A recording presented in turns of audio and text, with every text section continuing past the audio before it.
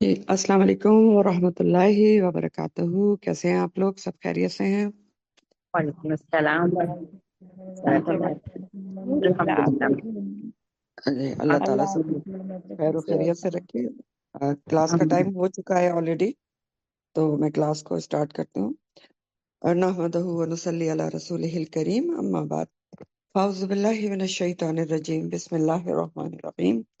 رب اشرح لي صدري ويسر لي أمري واحلل عقدة من لساني يفقهوا قولي رب زدني علما اللهم فقهنا في الدين اللهم ارزقني التفكر والتدبر بما يتلوه لساني من كتابك والفهم له والمعرفة بمعانيه والنظر في عجائبه والعمل بذلك ما بقيت إنك على كل شيء قدير رب ارحمهما كما ربياني صغيرا اللهم حاسبني حسابا يسيرا ربنا لا تزغ قلوبنا بعد إذ هديتنا وهب لنا من لدنك رحمة إنك أنت الوهاب۔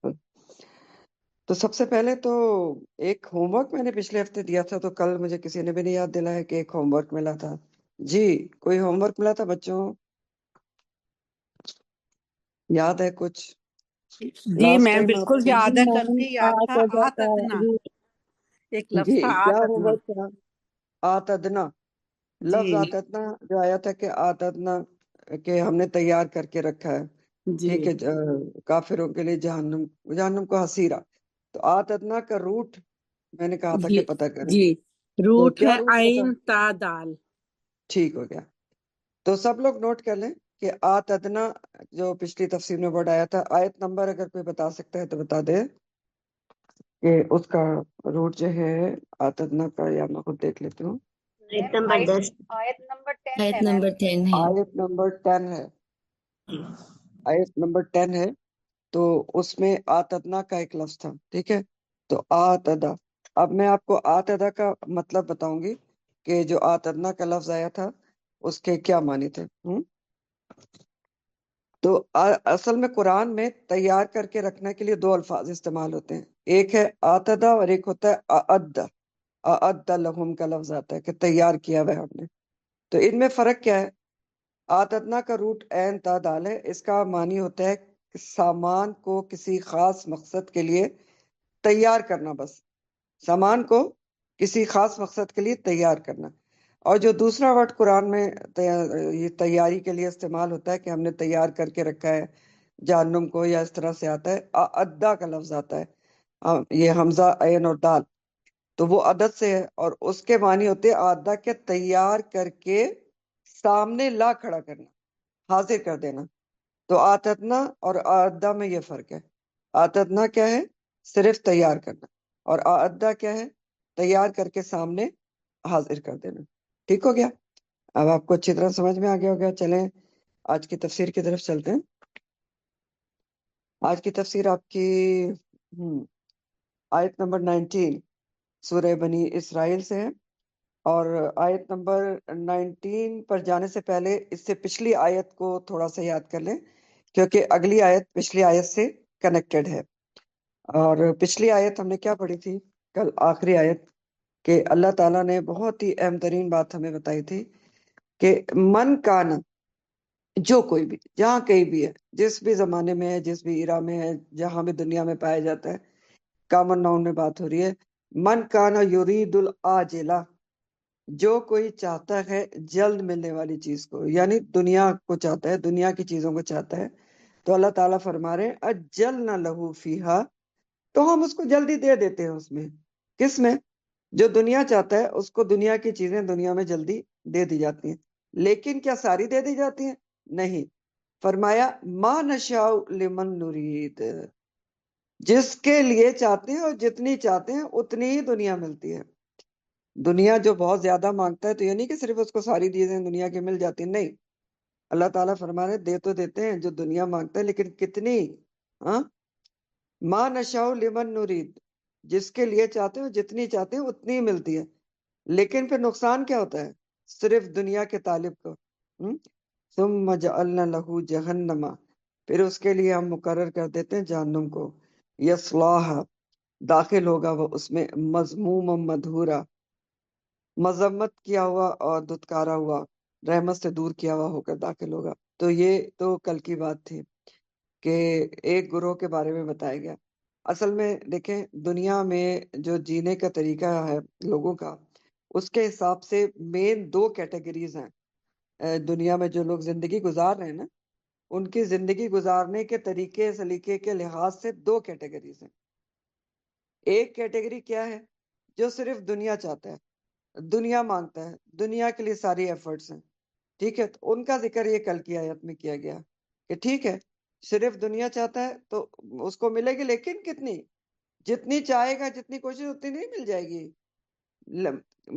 ماں نشاء لمن نرید، جس کے لیے چاہیں گے جتنی چاہیں گے اتنی ہی ملے گی، ٹھیک۔ اور نقصان بہت بڑا ہے، ٹھیک ہو گیا۔ اب آگے جو ہے اس سے اپوزٹ گروپ کی بات ہو رہی ہے جو ہم آج پڑھیں گے کہ دوسرا گروہ کون سا ہے۔ دوسرا گروہ اصل میں وہ ہے جو رہتے تو دنیا میں ہیں لیکن دنیا میں رہتے ہوئے آخرت کو بناتے ہیں۔ تو ان کا ذکر اب اللہ تعالیٰ یہاں پر کر رہے ہیں۔ تو اللہ تعالیٰ فرما رہے ہیں ومن ارادہ، آیت نمبر 19 بنی اسرائیل، اور جو کوئی بھی، یہ بھی کامن ناؤن میں بات ہے، جو کوئی بھی جہاں کہیں بھی دنیا کے جس بھی حصے میں ہے، جس بھی ایرا میں ہے، جس بھی زمانے میں ہے، ومن ارادہ، جو کوئی بھی ارادہ کرے یا چاہے۔ ارادہ اور نرید دونوں لفظ جو ہیں چاہنے کے لیے استعمال ہوتے ہیں، ارادے کے لیے بھی استعمال ہوتے ہیں۔ تو ومن ارادہ، جو کوئی بھی چاہے ارادہ کرے، آخرہ، اب دوسری بات آ گئی نا۔ پہلے لوگ کون سے چاہ رہے تھے؟ من کانا یرید العاجلہ، اب کون ہے؟ ومن اراد الاخرہ، جو کوئی چاہے آخرت کو، اور کیا کرے؟ وسعی، اور وہ کوشش کرے، لہا، اس کے لیے۔ کس کے لیے کوشش کرے؟ آخرت کے لیے کوشش کرے۔ کیسی کوشش کرے؟ سعیہا، کوشش اس کی ضروری کوشش کرے، وہوا مومن، اور وہ مومن بھی ہو۔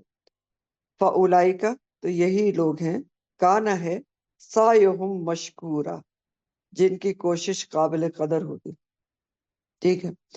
اس میں ایک لفظ تو آیا ہے سعی، سعا اور سعیہا اور سعیہم سب سعی سے ہے۔ تو سعی کے مطلب ہوتے ہیں تیز چلنا، دوڑنا، یا کسی کام کے لیے کوشش کرنا۔ مشکورہ کا جو لفظ ہے وہ شکر سے ہے، اور مشکورہ اس سے مفعول ہے، یعنی بہت زیادہ مبالغہ بھی ہے کہ ان کی جو جس کی کوشش کی قدر کی گئی، قدر کی گئی، مشکورہ قابل قدر ہے جو۔ تو اب دیکھیں اس کا رواں ترجمہ دیکھ لیتے ہیں۔ بہت آپ کو بار بار بتا رہی ہوں کہ کل کی آیت اور یہ آیات بہت امپورٹنٹ ہے۔ تو اللہ تعالیٰ فرما رہے ہیں کہ جی، اور جو آخرت چاہے اور اس کے لیے پوری پوری کوشش کرے جبکہ وہ مومن بھی ہو، تو یہی لوگ ہیں جن کی کوشش قابل قدر ہے۔ یعنی آخرت کے لیے بھاگ دوڑ کرنے والے، آخرت کے لیے کوشش کرنے والے مومنوں کی اللہ کے یہاں قدردانی کی جائے گی۔ یہ بالکل ایسے ہی بات ہے کہ اللہ تعالیٰ قدردانی کیسے کرتے ہیں؟ جو کوشش اللہ کے لیے ہوتی ہے، اس کے لیے مثال کے طور پر میں آپ کو سورہ البقرہ کی ایک آیت بتاتی ہوں۔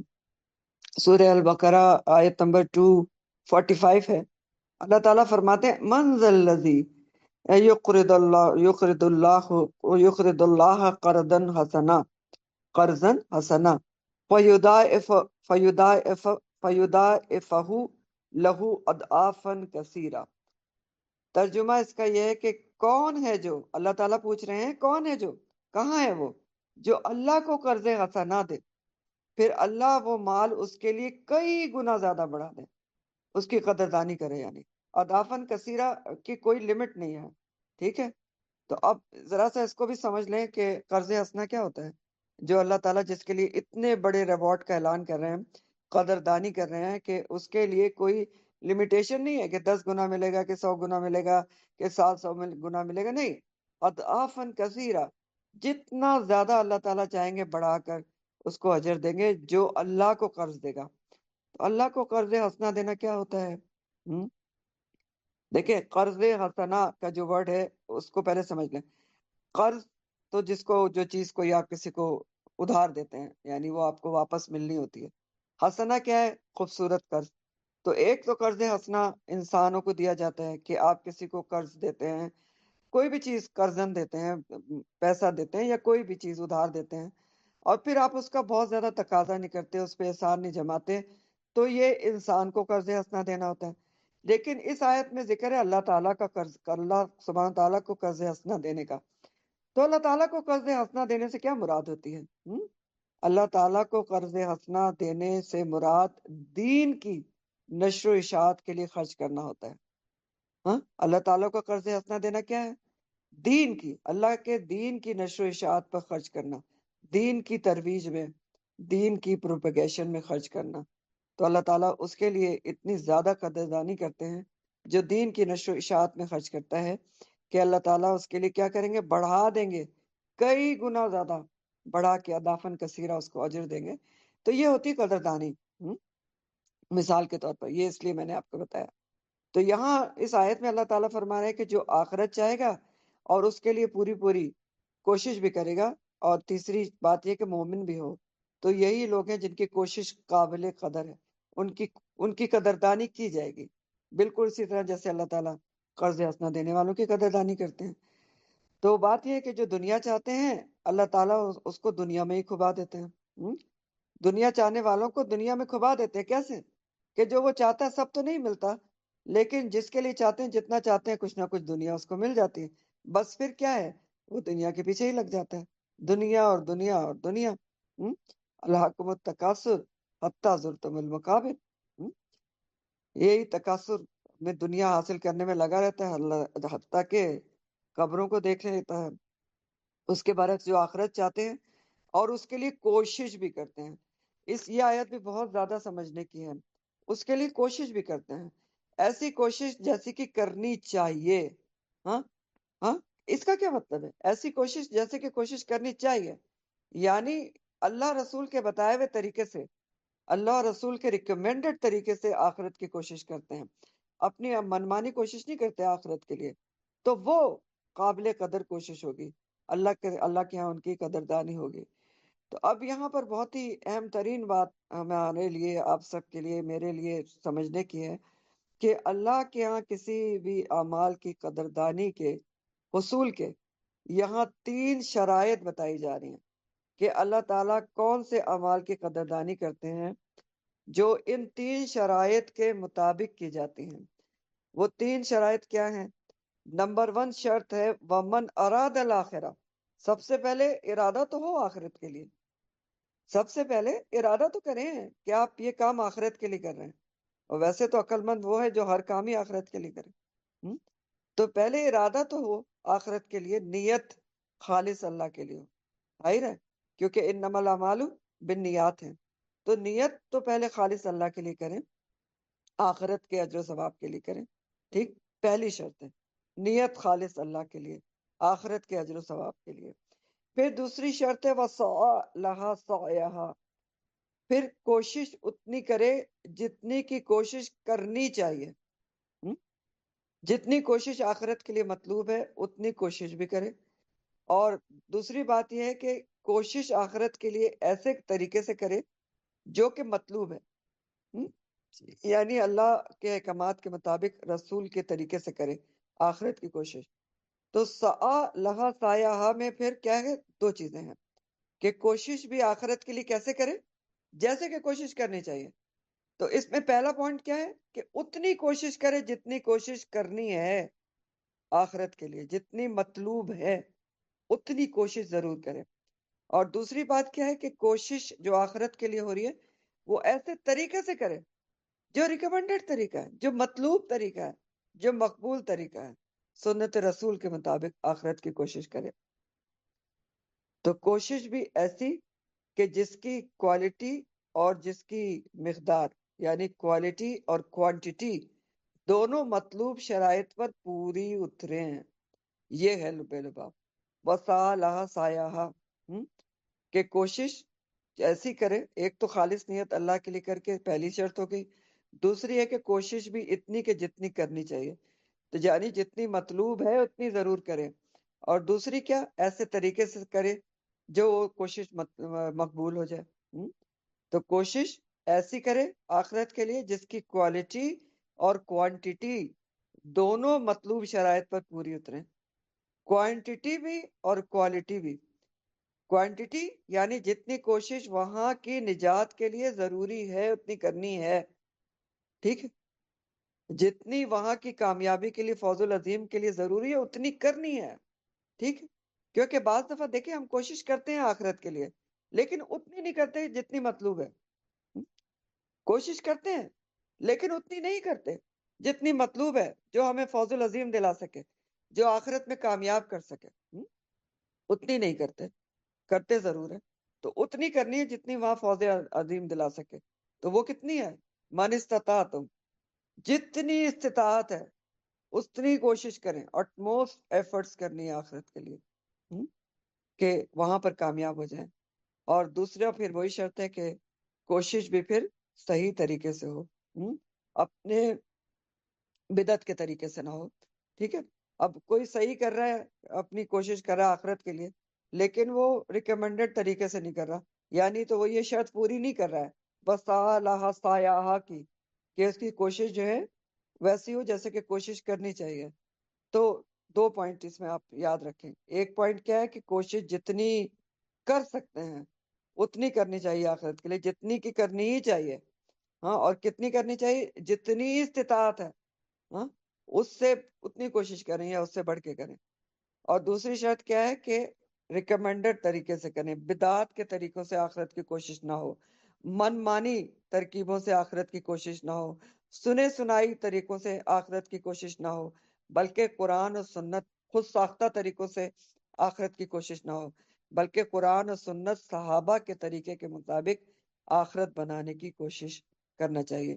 اس لیے آپ دیکھ رہے ہیں کہ یہاں پر اللہ تعالیٰ نے آخرت کی کوشش کے لیے شرط لگائی ہے، وَسَعَى لَهَا سَعْيَهَا، ٹھیک ہے۔ تو یہ بھی بہت ہی اہم ترین بات ہے جو سمجھنا ضرور چاہیے۔ تیسری شرط ہے کہ جس کی کوشش مشکور ہوگی، قبول کی جائے گی، وَهُوَ مُؤْمِنٌ، مومن ہونا بھی تو بہت ہی ضروری امر ہے نا، ایمان کے بغیر تو اعمال مقبول ہی نہیں ہے، ٹھیک، تو مومن ہونا تو شرط ہے۔ مومن کی جو اعمال ہیں، نیک اعمال ہیں، اس کی جو کوششیں ہیں آخرت کے لیے وہی تو مقبول ہوں گی، ایمان کے بغیر تو پھر نیک اعمال بھی کیا ہو جائیں گے، کوئی بھی اعمال ایمان کے بغیر، قرآن کیا کہتا ہے کہ ایمان کے بغیر جو بھی عمل کیا اس کا کیا اثر ہوگا؟ سورہ فرقان میں کہا کہ حبام منصورہ ثابت ہوں گے، پریشان حال غبار، کہ کچھ بھی ہاتھ نہیں آئے گا۔ کہیں پر فرمایا کہ وہ کا سرابن، سورہ نور، سراب کی طرح ہم ثابت ہوں گے۔ سراب کیا ہوتا ہے؟ کہ انسان دور سے پانی سمجھتا ہے، جب قریب جائے تو کچھ بھی نہیں پاتا۔ پھر کہیں پر فرمایا کرمادن، مانند راک کے ثابت ہوں گے کہ ہاتھ سے اڑ جائے گی، کچھ بھی حاصل نہیں ہوگا۔ تو ایمان کی شرط تو ظاہر ہے بہت ہی ضروری شرط ہے کہ اس کے بغیر اعمال مقبول ہی نہیں ہے۔ تو جس نے بھی ان شرائط کے ساتھ، ان تین شرائط کے ساتھ آخرت کے لیے کوشش کی تو اللہ تعالیٰ اس کی کوشش کی پوری پوری قدردانی کریں گے۔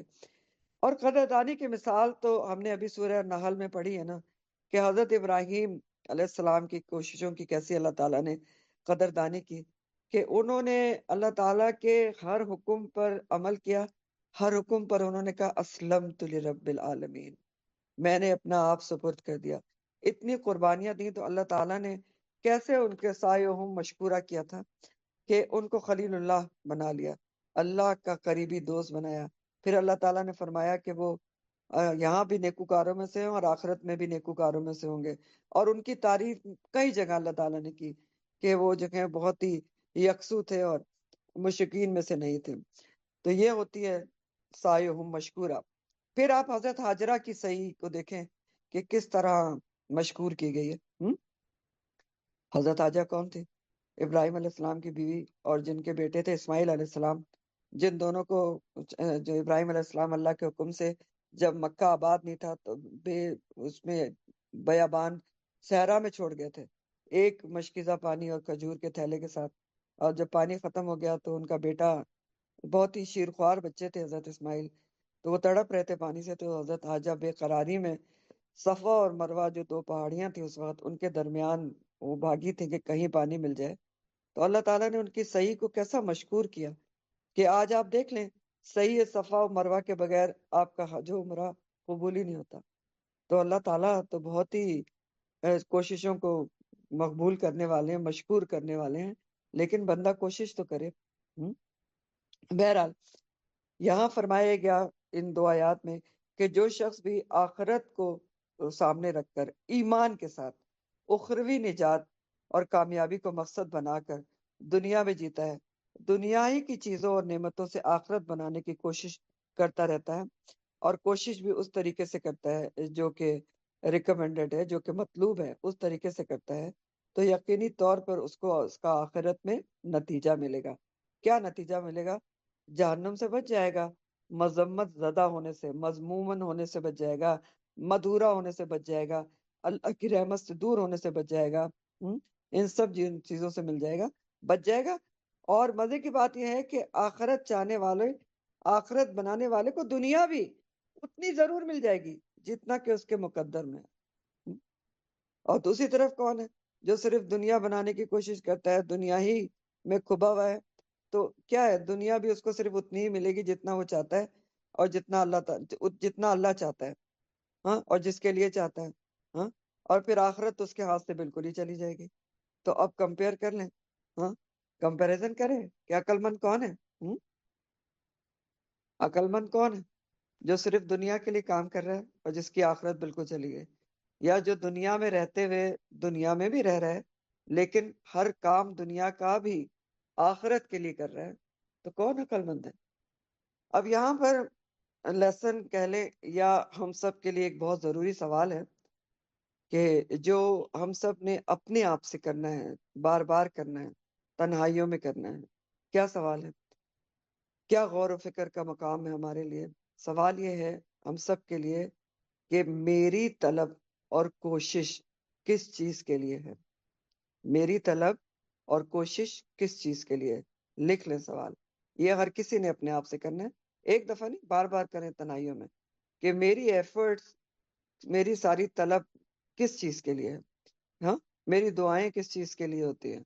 عاجلہ کے لیے ہیں، دنیا کے لیے ہیں، یا آخرہ کے لیے ہیں؟ اور یاد رکھیں کہ احادیث دنیا کے بارے میں کیا کہتی ہیں. دنیا مومن کے لیے قید خانہ ہے، حدیث کہتی ہے. حدیث کہتی ہے دنیا مسافر خانہ ہے انسان کے لیے، مومن کے لیے مسافر خانہ ہے، ویٹنگ روم ہے. تو سوچیں کہ آپ ویٹنگ روم میں بیٹھے ہوتے ہیں، جہاز کے لاؤنج میں بیٹھے ہوتے ہیں، انتظار کر رہے ہوتے ہیں ابھی ایئرپورٹ کے، یا کہیں اس کے کسی ٹرین کے اسٹیشن پہ بیٹھے ہوتے ہیں.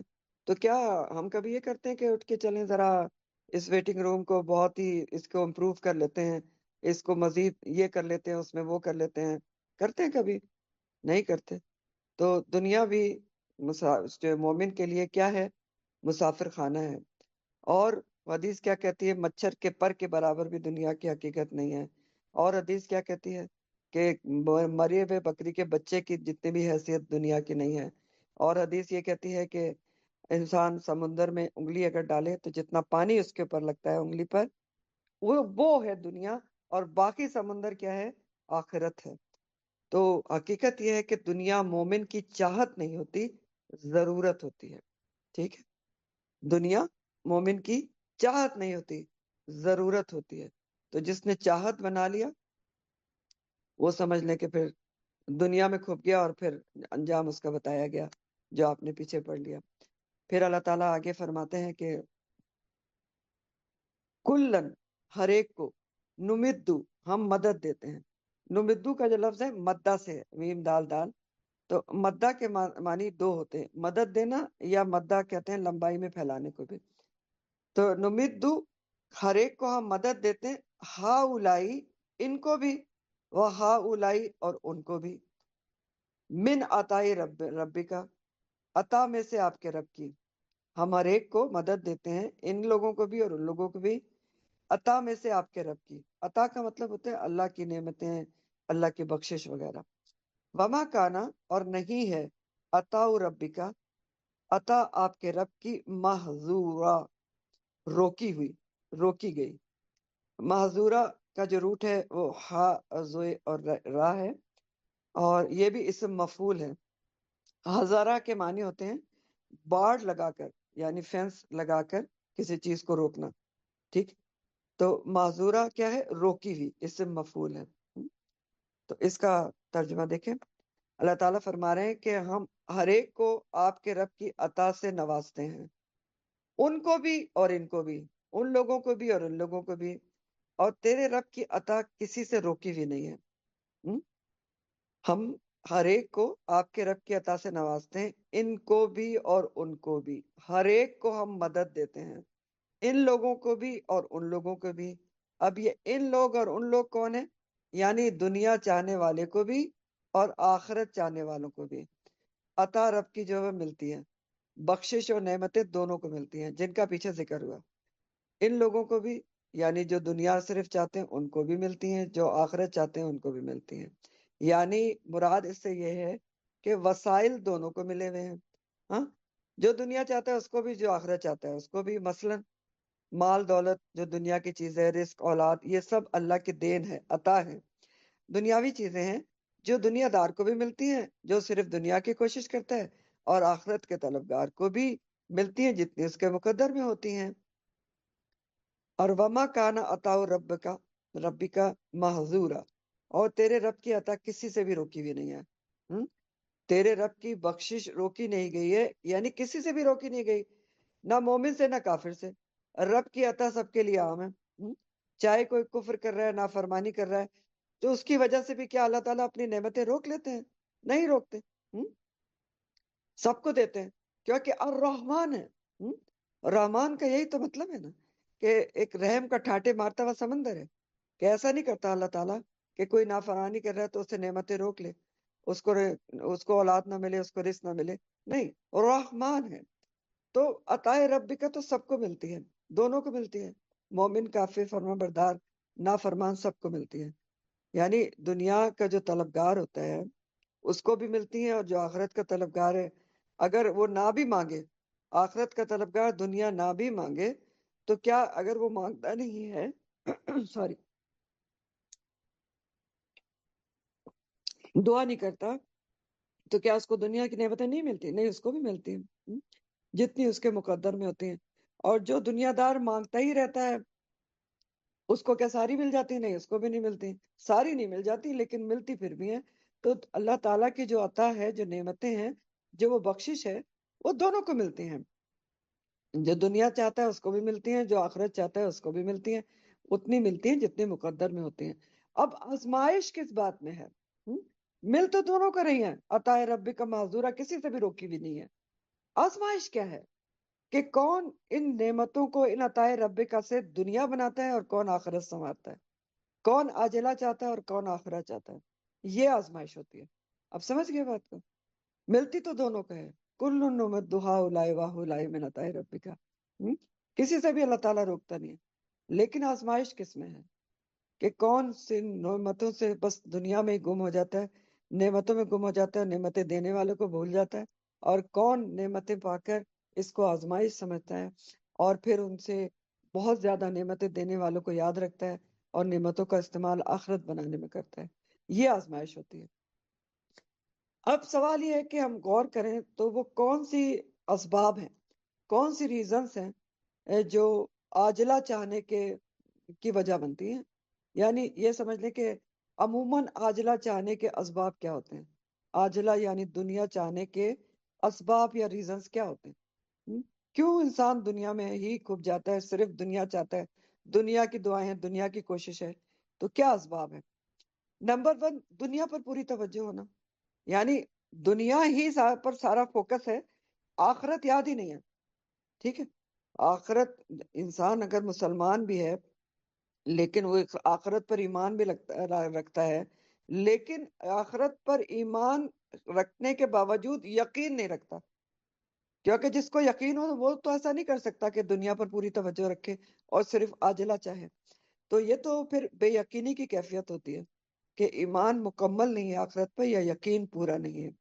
اس لیے دنیا پر پوری توجہ ہونا سب سے مین ریزن ہے عاجلہ چاہنے کی، دنیا چاہنے کی، کہ دنیا کے اوپر پوری توجہ ہے، آخرت یاد ہی نہیں ہے، بھولے ہوئے ہیں، اس کو اگنور کیا ہوا ہے، پیچھے ہے کہیں، ہاں، یہ مطلب یہ اس پہ یہ یاد ہی نہیں ہے کہ ایک دن کھڑا ہونا ہے، اللہ سے ملاقات ہے، وہاں جواب دینا ہے، دوسری ریزن ہے فوری عزت چاہنا، یعنی جلد اپنا ریوارڈ چاہنا، عزت شہرت فوری چاہنا، تعریف فوراً چاہنا، سامنے والی چیز پر نظر رکھنا، یعنی کوتا نظر ہونا۔ کوتا نظر کس کو کہتے ہیں؟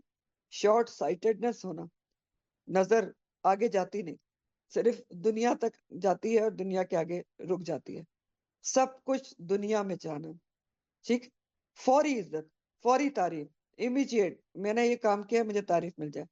اب اللہ تعالیٰ کا ریوارڈ تو پھر اللہ تعالیٰ کے جا کے ملے گا نا، تعریف بھی وہیں ملے گی۔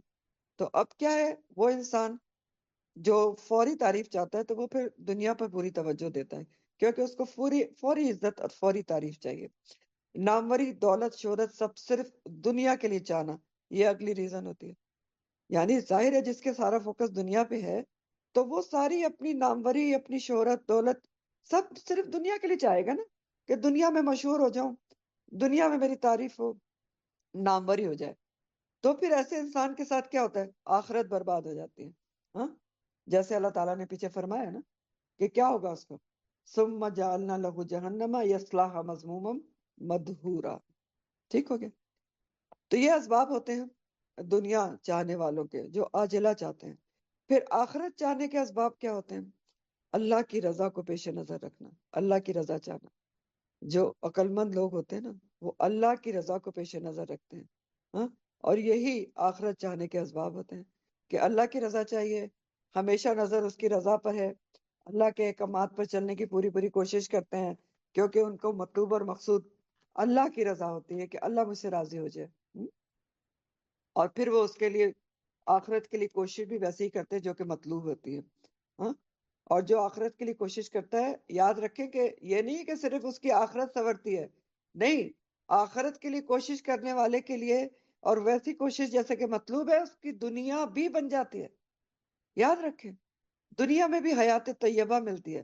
ابھی آپ نے سورہ النحل میں پڑھا ہے، النحل 97 میں، من عمل صالحا من ذکر او انثى وهو مؤمن فلنحيينه حیاتا طیبہ، جو بھی عمل صالح کرے گا، چاہے مرد ہو یا عورت ہو، اور شرط یہ ہے کہ مومن ہو اور عمل صالح کرے، تو اللہ تعالیٰ فرما رہے ہیں اس کو ضرور بالضرور دنیا میں بھی ہم پاکیزہ زندگی عطا کریں گے، پاکیزہ زندگی ملے گی، پرسکون زندگی ملے گی، نیکیوں والی زندگی ملے گی، رزق حلال کی زندگی ملے گی۔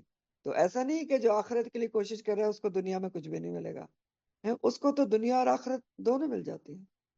تو دراصل حقیقت یہ ہے کہ آخرت چاہنے والے دنیا کے، یہ اب جملہ بہت غور طلب ہے، اس کو آپ ہائی لائٹ کر کے لکھ لیں، کہ حقیقت یہ ہے کہ آخرت چاہنے والے دنیا کے لحاظ سے قناعت کرتے ہیں، آخرت چاہنے والے دنیا کے لحاظ سے قناعت کرتے ہیں، اللہ پر توکل کرتے ہیں اور آخرت کے لیے سخت محنت کرتے ہیں۔ دنیا پر قناعت اور آخرت کے لیے سخت محنت، مجاہدہ کرتے ہیں، اٹموسٹ ایفرٹس کرتے ہیں۔ جبکہ دنیا چاہنے والے کیا کرتے ہیں؟ دنیا کے لیے سخت محنت کرتے ہیں، مجاہدہ کرتے ہیں اور آخرت پر قناعت کرتے ہیں، محنت نہیں کرتے۔ تو پھر نتیجہ تو اپنی اپنی طلب اور کوشش کے مطابق ہی نکلے گا نا۔ قناعت کیا ہوتی ہے؟ قناعت کا مطلب ہوتا ہے کہ جو آپ کو ملا ہوا ہے گزارے کے جتنا، جس سے آپ کا گزارا صحیح ہو رہا ہے، تو اس کے اوپر راضی خوشی رہنا، ٹھیک۔ تو اب میں نے کیا کہا کہ جو آخرت چاہنے والے ہیں وہ دنیا کے لحاظ سے قناعت کرتے ہیں، اللہ پر توکل کرتے ہیں، یعنی جتنا ملا ہوا ہے، آپ کے گزارا اچھا ہو رہا ہے تو اس پر وہ راضی خوشی رہتے ہیں، اور آخرت کے لیے سخت محنت کرتے ہیں، اٹموسٹ ایفرٹ، مجاہدہ کرتے ہیں۔ دنیا چاہنے والے کیا کرتے ہیں؟ اپوزٹ کام کرتے ہیں۔ دنیا کے لیے تو وہ مجاہدہ کرتے ہیں، سخت محنت کرتے ہیں، اور آخرت پر قناعت کر لیتے ہیں، محنت نہیں کرتے۔ تو آخرت پر قناعت کیسے کر لیتے ہیں؟ دنیا چاہنے والے آخرت پر قناعت کیسے کر لیتے ہیں؟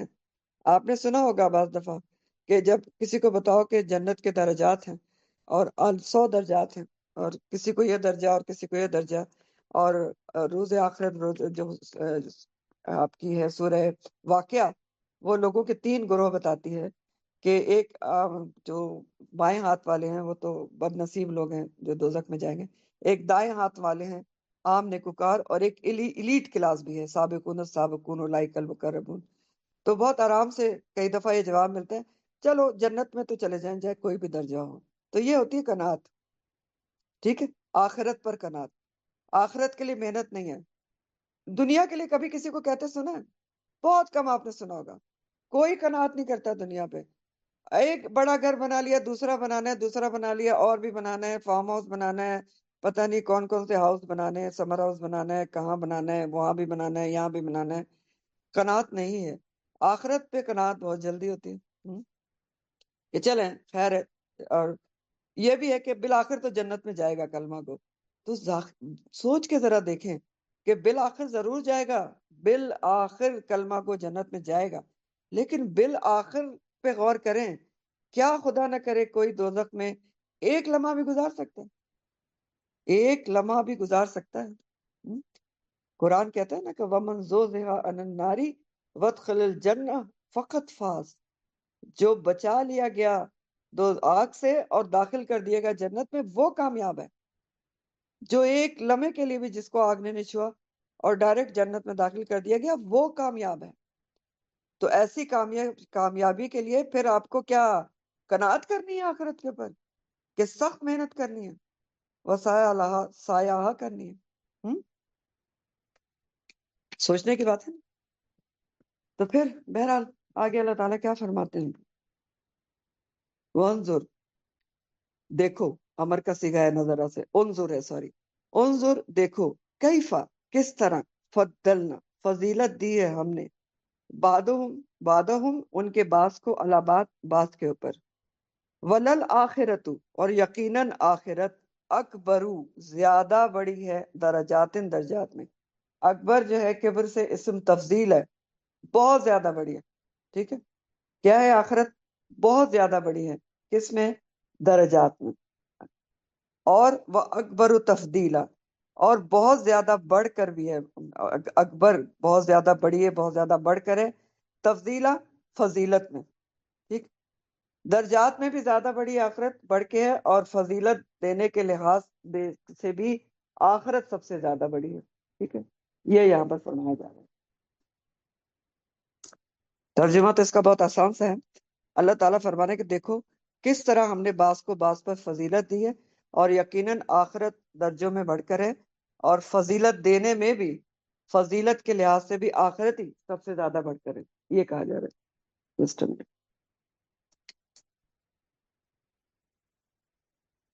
تو اب فضیلت کس لحاظ سے؟ فضیلت دیکھیں دو طرح سے ہو سکتی ہے نا انسان کی.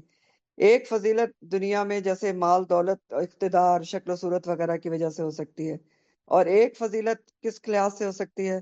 اخلاق اور کردار کی وجہ سے بھی ہو سکتی ہے. تو اسی لحاظ سے اس آیت کے دو معنی کیے گئے ہیں. یعنی فضیلت مال دولت کے حساب سے بھی ہو سکتی ہے، اور فضیلت اخلاق اور کردار کی وجہ سے بھی ہو سکتی ہے. اس لحاظ سے دو معنی کیے گئے. تو اب ہم اس کو دیکھتے ہیں کہ دو معنی کیا ہیں.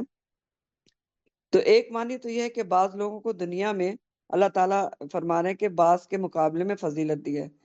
تو دنیا میں آپ دیکھیں بعض لوگوں کو زیادہ وسائل ملتے ہیں، صحت، رزق، مال، اقتدار، عہدہ، ذہانت، طاقت، خوبصورتی. کسی کو زیادہ ملی ہے، کسی کو کم ملی ہوئی ہے. کسی کو کچھ زیادہ ملا ہے، کسی کو کچھ کم ملا ہے. تو یہ سب کیا ہے؟ اللہ کی تقسیم ہے. تو جس طرح آپ دیکھتے ہیں کہ دنیا میں بھی سب برابر نہیں ہے، اس طرح آخرت میں بھی کیا ہے؟ سب برابر نہیں ہوں گے. آخرت میں بھی درجات ہوں گے، آخرت میں بھی فضیلت یافتہ لوگ بھی ہوں گے. اور اللہ تعالیٰ فرما رہے ہیں وَلَلْآخِرَةُ أَكْبَرُ دَرَجَاتٍ وَأَكْبَرُ تَفْضِيلًا. اور آخرت یقیناً درجوں میں بھی بڑھ کر ہے، اور فضیلت دینے میں بھی بڑھ کر ہے.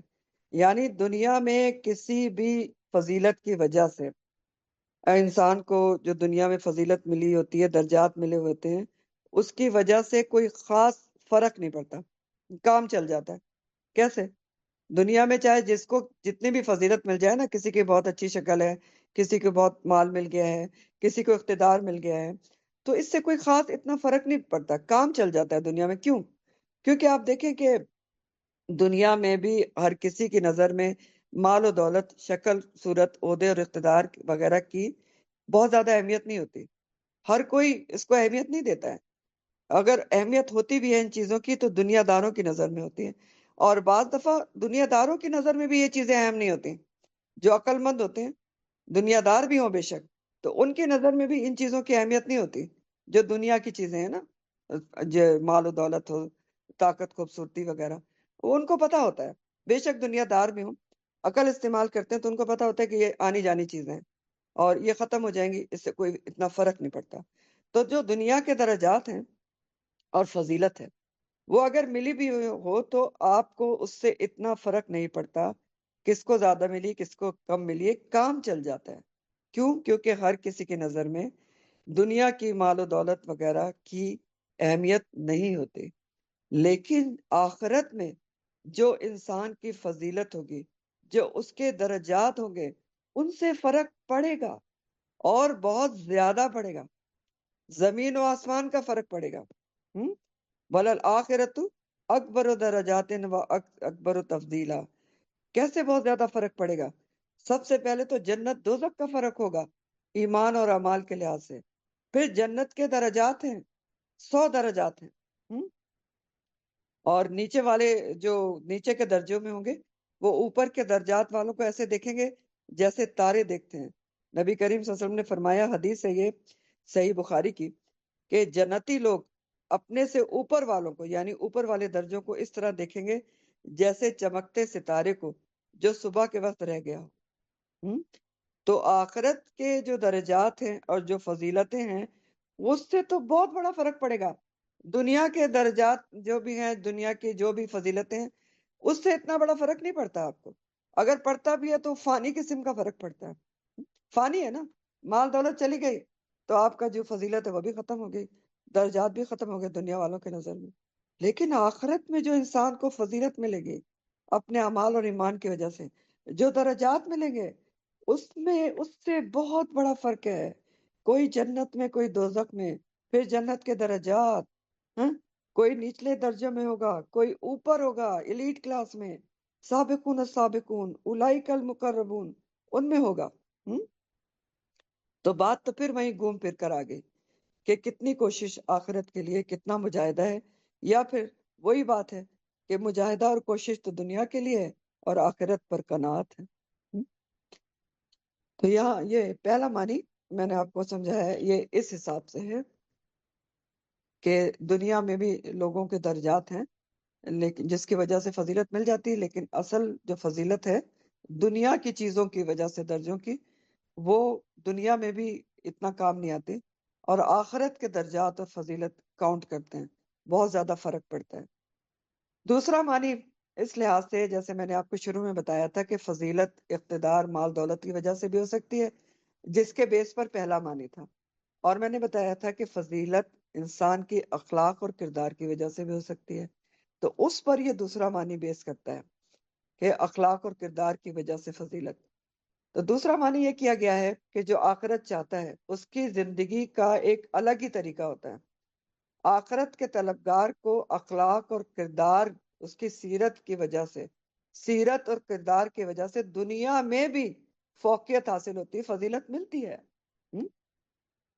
دنیا میں بھی کیا جو آخرت کا چاہنے والا ہوتا ہے وہ اس طرح کے کام نہیں کرتا، اس کا اخلاق اور کردار ایسا نہیں ہوتا کہ لوگ دنیا میں اس کو فضیلت دیتے ہیں، دنیا میں بھی آخرت چاہنے والے کو فضیلت اور فوقیت ملتی ہے، اور جو عزت اور فوقیت اور فضیلت سیرت اور اخلاق کی وجہ سے ہوتی ہے، مال و دولت کی وجہ سے نہیں ہوتی، وہی پائیدار اور لازوال ہوتی ہے۔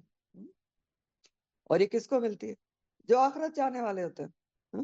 آخرت چاہنے والے کا ہی اخلاق اور کردار اچھا ہوتا ہے نا، سیرت اچھی ہوتی ہے، کیونکہ اس کو ساری چیزیں پتہ ہوتی ہیں کہ روز قیامت سب سے بھاری وزنی میزان میں اخلاق ہوں گے، اچھے اخلاق ہوں گے، تو اس کی ایک سیرت اور کردار ہوتا ہے جس کی وجہ سے اس کو دنیا میں بھی فوقیت اور فضیلت ملتی ہے۔ تو یہ آخرت چاہنے والے ہوتے ہیں۔ تو آخرت چاہنے والے کون سے لوگ ہوتے ہیں؟ جو اللہ کے فرما بردار ہوتے ہیں، جو عطائے ربکا سے آخرت سنوارنے کی کوشش کرتے ہیں، جو چاہے خود جن کو کھانے کو نہ ملے مگر ہر کسی کے حقوق کا خیال رکھنے والے ہوتے ہیں، کسی کو دھوکہ نہیں دیتے، جھوٹ نہیں بولتے، وعدہ خلافی نہیں کرتے، تو پھر ان کے اس اخلاق اور کردار کی وجہ سے ان کی قدر و منزلت دنیا داروں کی نظر میں بھی ہوتی ہے، اور پھر آخرت میں جو ان کے درجات ہوں گے، جو ان کی فضیلت ہوگی، وہ دنیا داروں سے بہت زیادہ بڑھ چڑھ کر ہوگی۔ یعنی اللہ تعالیٰ کے فرما بردار دنیا میں بھی اخلاق اور کردار کی وجہ سے فضیلت یافتہ ہوتے ہیں، اور پھر وَلَلْآخِرَةُ أَكْبَرُ دَرَجَاتٍ وَتَفْضِيلًا، پھر آخرت میں تو جو آخرت چاہنے والے ہیں دنیا میں بھی ان کو درجات ملتے ہیں، فضیلت ملتی ہے، لیکن جو آخرت کے درجات ہیں اور جو وہاں کی فضیلتیں ہیں وہ تو ان کو بہت ہی بڑھ چڑھ کر ملیں گی، پتہ نہیں کہاں درجات ملیں گے، سابقون السابقون میں ملیں گے، اللہم جعلنا منہم۔ تو بات یہ ہے کہ آخرت کے لیے ہر کام کر کے تو دیکھیں، عادت بنا کے تو دیکھیں، اب تو بات سمجھ آ گئی ہے نا کہ وَلَلْآخِرَةُ أَكْبَرُ دَرَجَاتٍ وَأَكْبَرُ تَفْضِيلًا، ہاں تو ذرا کر کے دیکھیں، ایک کوشش کر کے دیکھیں، ایفرٹس کر کے دیکھیں کہ ہر کام سے پہلے نیت آخرت کے لیے کر لیں، چھوٹی چھوٹی چیزوں کے لیے بھی۔ آپ کھانا بنانے جا رہی ہیں، نیت کر لیں کہ میں یہ اللہ کے لیے گھر والوں کی خدمت کر رہی ہوں۔ مہمانوں کے لیے بنانے جا رہی ہیں، نیت کر لیں، یہ حدیث کہتی ہے کہ مہمان کا اکرام کرنا چاہیے، اس لیے بنا رہی ہوں، بجائے اس کے کہ بے وقت آ گئے اور میں کیسے کھانا بناؤں بتا کے آنا چاہیے، نہیں، آخرت کے لیے کریں۔ تو یہ تو چھوٹی چھوٹی مثالیں ہیں نا، ہر کام آخرت کے لیے کرنا سیکھ لیں، پھر آپ دیکھیں گے کہ خود بخود ہی آپ کی ساری فکر، ساری دوڑ اور کوششیں اور ساری دعائیں آخرت کے لیے ہو جائیں گی۔ تو یہ بھی ایک ٹیسٹ ہوتا ہے، جو دعاؤں کا میں نے آپ سے ذکر کیا نا، یہ بھی ایک ٹیسٹ ہے کہ آپ اپنی دعاؤں کو اینالائز کریں، تو پتہ چل سکتا ہے کہ میری کوششیں دنیا کے لیے ہیں، عاجلہ کے لیے ہیں یا آخرہ کے لیے ہیں۔ دعاؤں کو اینالائز کریں، پرائرٹی پہ کس چیز کے لیے دعا مانگتے ہیں، مانگی تو دونوں چیز کے لیے جا سکتی ہے نا، ہاں؟ دنیا کے لیے بھی مانگ سکتے ہیں، آخرت کے لیے بھی مانگ سکتے ہیں، لیکن نوٹ کیا کرنا ہے کہ میری پرائرٹی پر دعائیں کیا ہوتی ہیں، زیادہ جو ہے رو کے دعا کس چیز کے لیے ہوتی ہے۔ تو دعاؤں کو اینالائز کرنے سے بھی پتہ چل جاتا ہے کہ کوشش عاجلہ کے لیے ہے یا آخرہ کے لیے ہے۔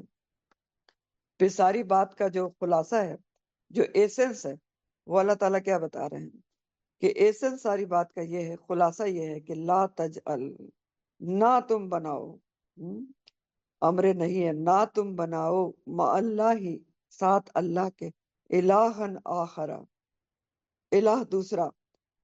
اگر دوسرا الہ بناؤ گے اللہ کے ساتھ تو کیا ہوگا؟ فتقعدا، تو تم بیٹھے رہو گے، مذمومن، مذمت زدہ ہو کر، مخذولا، بے یار و مددگار ہو کر۔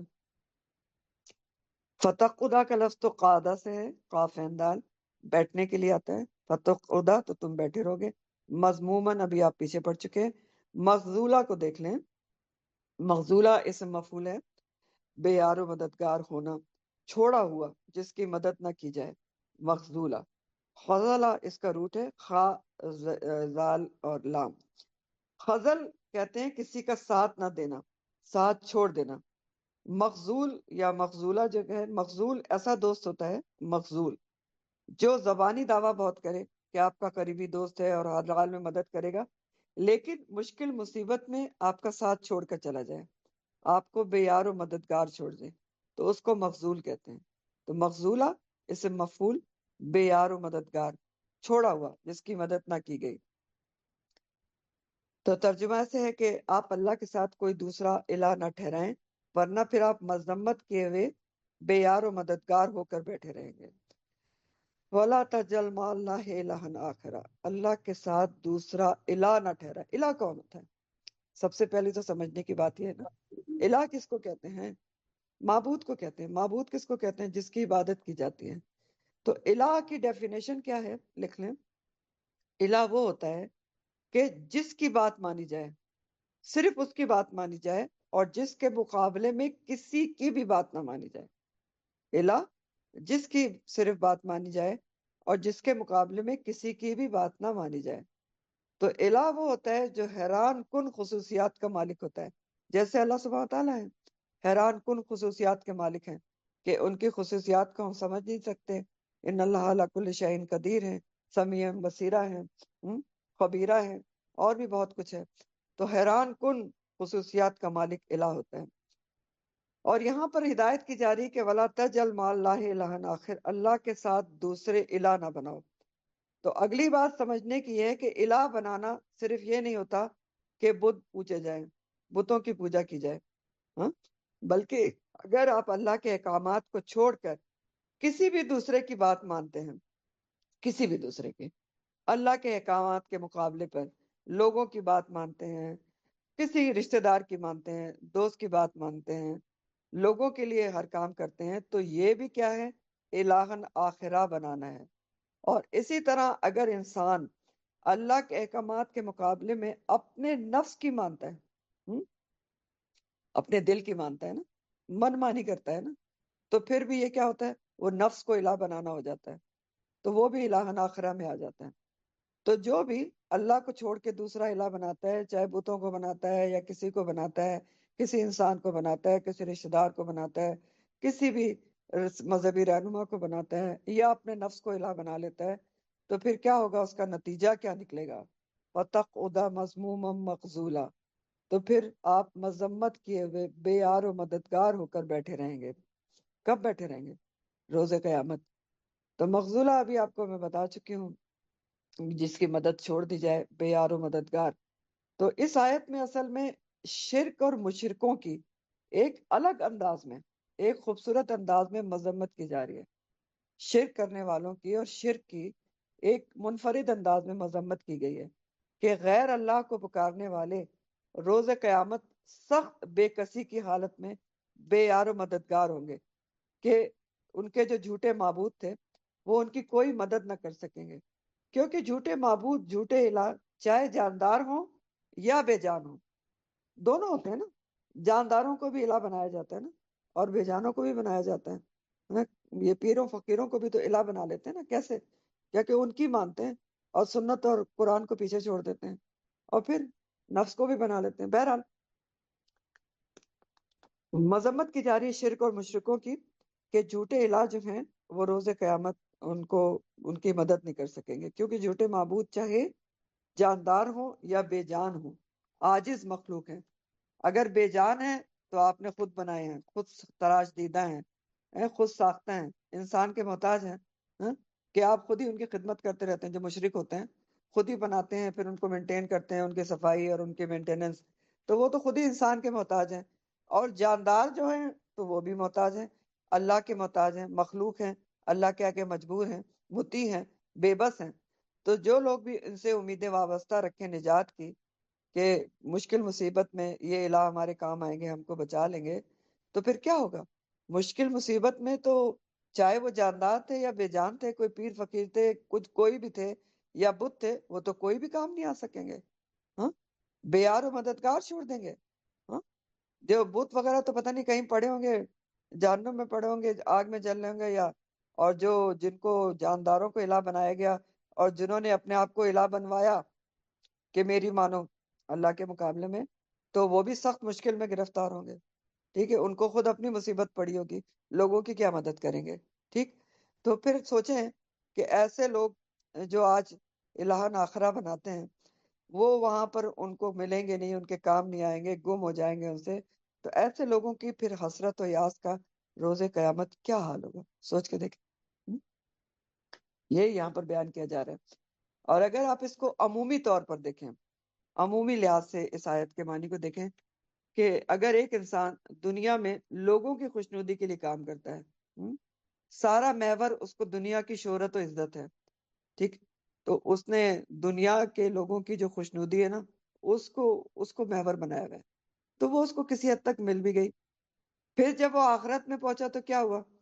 ان لوگوں کو تلاش کرے گا جن کے لیے اس نے کام کیے تھے، جن کی خوشی کے لیے کیے تھے، تو اس کو کوئی مل جائے گا وہاں پر، ہاں؟ جن کی خوشی کے لیے اس نے یہ کام کیے تھے کہ فلاں خوش ہو جائے، فلاں خوش ہو جائے، میری ناموری ہو جائے، شہرت ہو جائے، تو ان کو وہاں ڈھونڈے گا کہ میری مدد کریں، تو کیا کوئی مل جائے گا؟ نہیں ملے گا۔ تو پھر اس وقت وہ اپنے آپ کو بھی مذمت کرے گا کہ میں نے ان کو کیوں ان کی خوشنودی کے لیے کام کیے، اللہ کے لیے خوشنودی کے لیے کیے ہوتے تو آج میرا یہ حال نہیں ہوتا۔ فرشتے بھی مذمت کریں گے۔ جیسے ابھی کل ہی میں نے آپ کو بتایا تھا نا کہ جہنم میں جب ڈالتے ہیں دروگا تو پوچھتے ہیں کہ تمہارے پاس کوئی ڈرانے والا نہیں آیا تھا؟ تو سب مذمت کریں گے اور بے یار و مددگار ہو کر رہ جائیں گے ایسے لوگ، کوئی ان کی مدد کے لیے نہیں آئے گا۔ اس کے برعکس جس نے ہر کام اللہ کے لیے کیا، دنیا خود ہی اس کے پیچھے آتی ہے اور آخرت بھی سمجھ جاتی ہے۔ تو دنیا کیسے پیچھے آتی ہے؟ جو آخرت کے لیے کام کرتا ہے، اللہ کی رضا کو پیش نظر رکھ کے کرتا ہے، تو آخرت تو سنورتی ہے، لیکن دنیا کیسے پیچھے آتی ہے؟ اس کے لیے وہ حدیث یاد کر لیں۔ جو اللہ تعالیٰ سے منسوب حدیث ہے کہ جب اللہ تعالیٰ کسی سے محبت کرتے ہیں نا، اس محبت کس سے کرتے ہیں؟ اللہ تعالیٰ جو اللہ سے شدید محبت کرتا ہے، اشد حب للہ ہوتا ہے. تو جب اللہ تعالیٰ کسی سے محبت کرتے ہیں، حدیث کا مفہوم بتا رہی ہوں، تو وہ جبرائیل علیہ السلام کو بلاتے ہیں اور کہتے ہیں کہ دیکھو جبرائیل، میں اس سے محبت کرتا ہوں، اللہم اجعلنا منہم، اللہ تعالیٰ ہمیں ان سے لوگوں میں شمار کرے. جبرائیل علیہ السلام سے کہتے ہیں اللہ تعالیٰ کہ میں اس شخص سے محبت کرتا ہوں، تم بھی اس سے محبت کرو. پھر جبرائیل علیہ السلام آسمان میں منادی کرتے ہیں کہ اللہ تعالیٰ فلاں فلاں شخص سے محبت کرتے ہیں، اے آسمان والو تم بھی اس سے محبت کرو. اور پھر اس کی محبت دنیا والوں میں بھی اتار دی جاتی ہے اور دنیا والے بھی اس سے محبت کرتے ہیں. تو ایسے دنیا بھی پیچھے آتی ہے آخرت چاہنے والوں کے لیے، اور آخرت تو سنوری جاتی ہے. تو یہاں پر یہ ایک بہت اہم ترین ٹاپک جو ہے وہ سمجھ لیں کہ اختتام کو بچے. آگے ایک اور بہت ہی ضروری ٹاپک ہے، بہت ہی اہم ترین ٹاپک ہے. یہاں پر رکوع ختم ہوئے ہے نا آپ کا، آگے ایک اور بات ہے اور بہت ہی ضروری بات ہے. اہم ترین آیات ہیں آگے والی بھی. جیسے میں آپ کو کل بھی بتا رہی تھی، سورہ بنی اسرائیل میں ایک سے بڑھ کے ایک آیات ہیں جو آپ کو سب کو، ہر مسلمان کو سننا اور سمجھنا چاہیے. تو اللہ تعالیٰ آگے فرماتے ہیں وَقَضَىٰ رَبُّكَ، وَقَضَىٰ اور فیصلہ کر دیا ہے، فیصلہ سنا دیا ہے. قضا کا مطلب ہوتا ہے فیصلہ کرنا. فیصلہ کر دیا ہے کس نے؟ آپ کے رب نے. کیا فیصلہ کر دیا ہے؟ نمبر 1، اللہ تعبدوا الا ایاہ، کہ نہ تم عبادت کرو. پہلا فیصلہ ہے رب کا، نہ تم عبادت کرو الا مگر صرف اسی کی. نمبر 2 کیا فیصلہ کر دیا ہے؟ وَبِالْوَالِدَيْنِ اور ساتھ والدین کے احسان کرو. ٹھیک ہے. اور والدین کے لیے مزید اللہ تعالیٰ فرماتے ہیں اما یبلغن، اگر وہ پہنچیں اندکا تیرے پاس الکبرا بڑھاپے کو. اب یبلغن کا لفظ جو ہے بلغا سے ہے. بلغا کے لغوی معنی سمپل سے ہوتے ہیں پہنچنا. اب بلغا اس کا روٹ ہے اور مضارع کا صیغہ ہے، لیکن نون شد کے ساتھ کیوں آ رہا ہے؟ یہ غور طلب ہے، اس پہ غور کریں. نون شد کے ساتھ آ رہا ہے جو کہ اسٹریس کے لیے آتا ہے، تاکید کے لیے آتا ہے. تو کیوں آ رہا ہے؟ یعنی وہ ضرور پہنچیں گے. والدین تیرے پاس، تیرے سامنے بڑھاپے کو ضرور پہنچیں گے. ٹھیک. تو یہ لفظ بڑا غور طلب ہے کہ ایسا تو ہوگا. اما یبلغن عندک الکبر، کبر کہتے ہیں بڑھاپے، کہ ضرور کبرا، تمہارے جو والدین ہیں وہ ضرور تمہارے سامنے تیرے پاس بڑھاپے کو پہنچیں گے. احدہما، ان دونوں میں سے ایک، احدہما دونوں میں سے ایک، یعنی والدین میں سے ایک تیرے سامنے بڑھاپے کو پہنچے گا، ایک یعنی پہلے رخصت ہو جائے گا. او یا کلاہما، وہ دونوں بڑھاپے کو پہنچیں گے. کلاہما کا جو لفظ ہے نا، یہ ایک مرکب ورڈ ہے. ٹھیک ہے، جس میں کلا اور ہما دونوں ساتھ ہی آتے ہیں. اور کلا کے اصل میں معنی ہوتے ہیں دو مذکر. تو کلاہما وہ دونوں والدین کے لیے آ رہا ہے کہ ان دونوں میں سے ایک تمہارے سامنے بڑھاپے کو پہنچے گا تمہارے پاس، یا دونوں پہنچیں گے. ٹھیک ہے. تو اب تم کیا کرو ان کے ساتھ؟ فلا تقل، تو نہ تم کہنا، لہما ان دونوں کے لیے، سب یہ اس کے صیغے ہیں تثنیہ کے، ان دونوں کے لیے افن، اف بھی نہ کہنا ان دونوں کے لیے. دوسری ہدایت ہے ولا، اور نہ تنہرہما، تم جھڑکنا ان دونوں کو. تنہر کا لفظ نہرا سے ہے، سخت ڈانٹ ڈپٹ یا جھڑکنے کے لیے آتا ہے، یعنی برے طریقے سے بات کرنا. اور نہ تم جھڑکنا ان دونوں کو. اور وقل، اور کیا کرنا؟ وقل، اور کہنا، لہما ان دونوں کو، قولا کریما، بات عزت والی، عمدہ.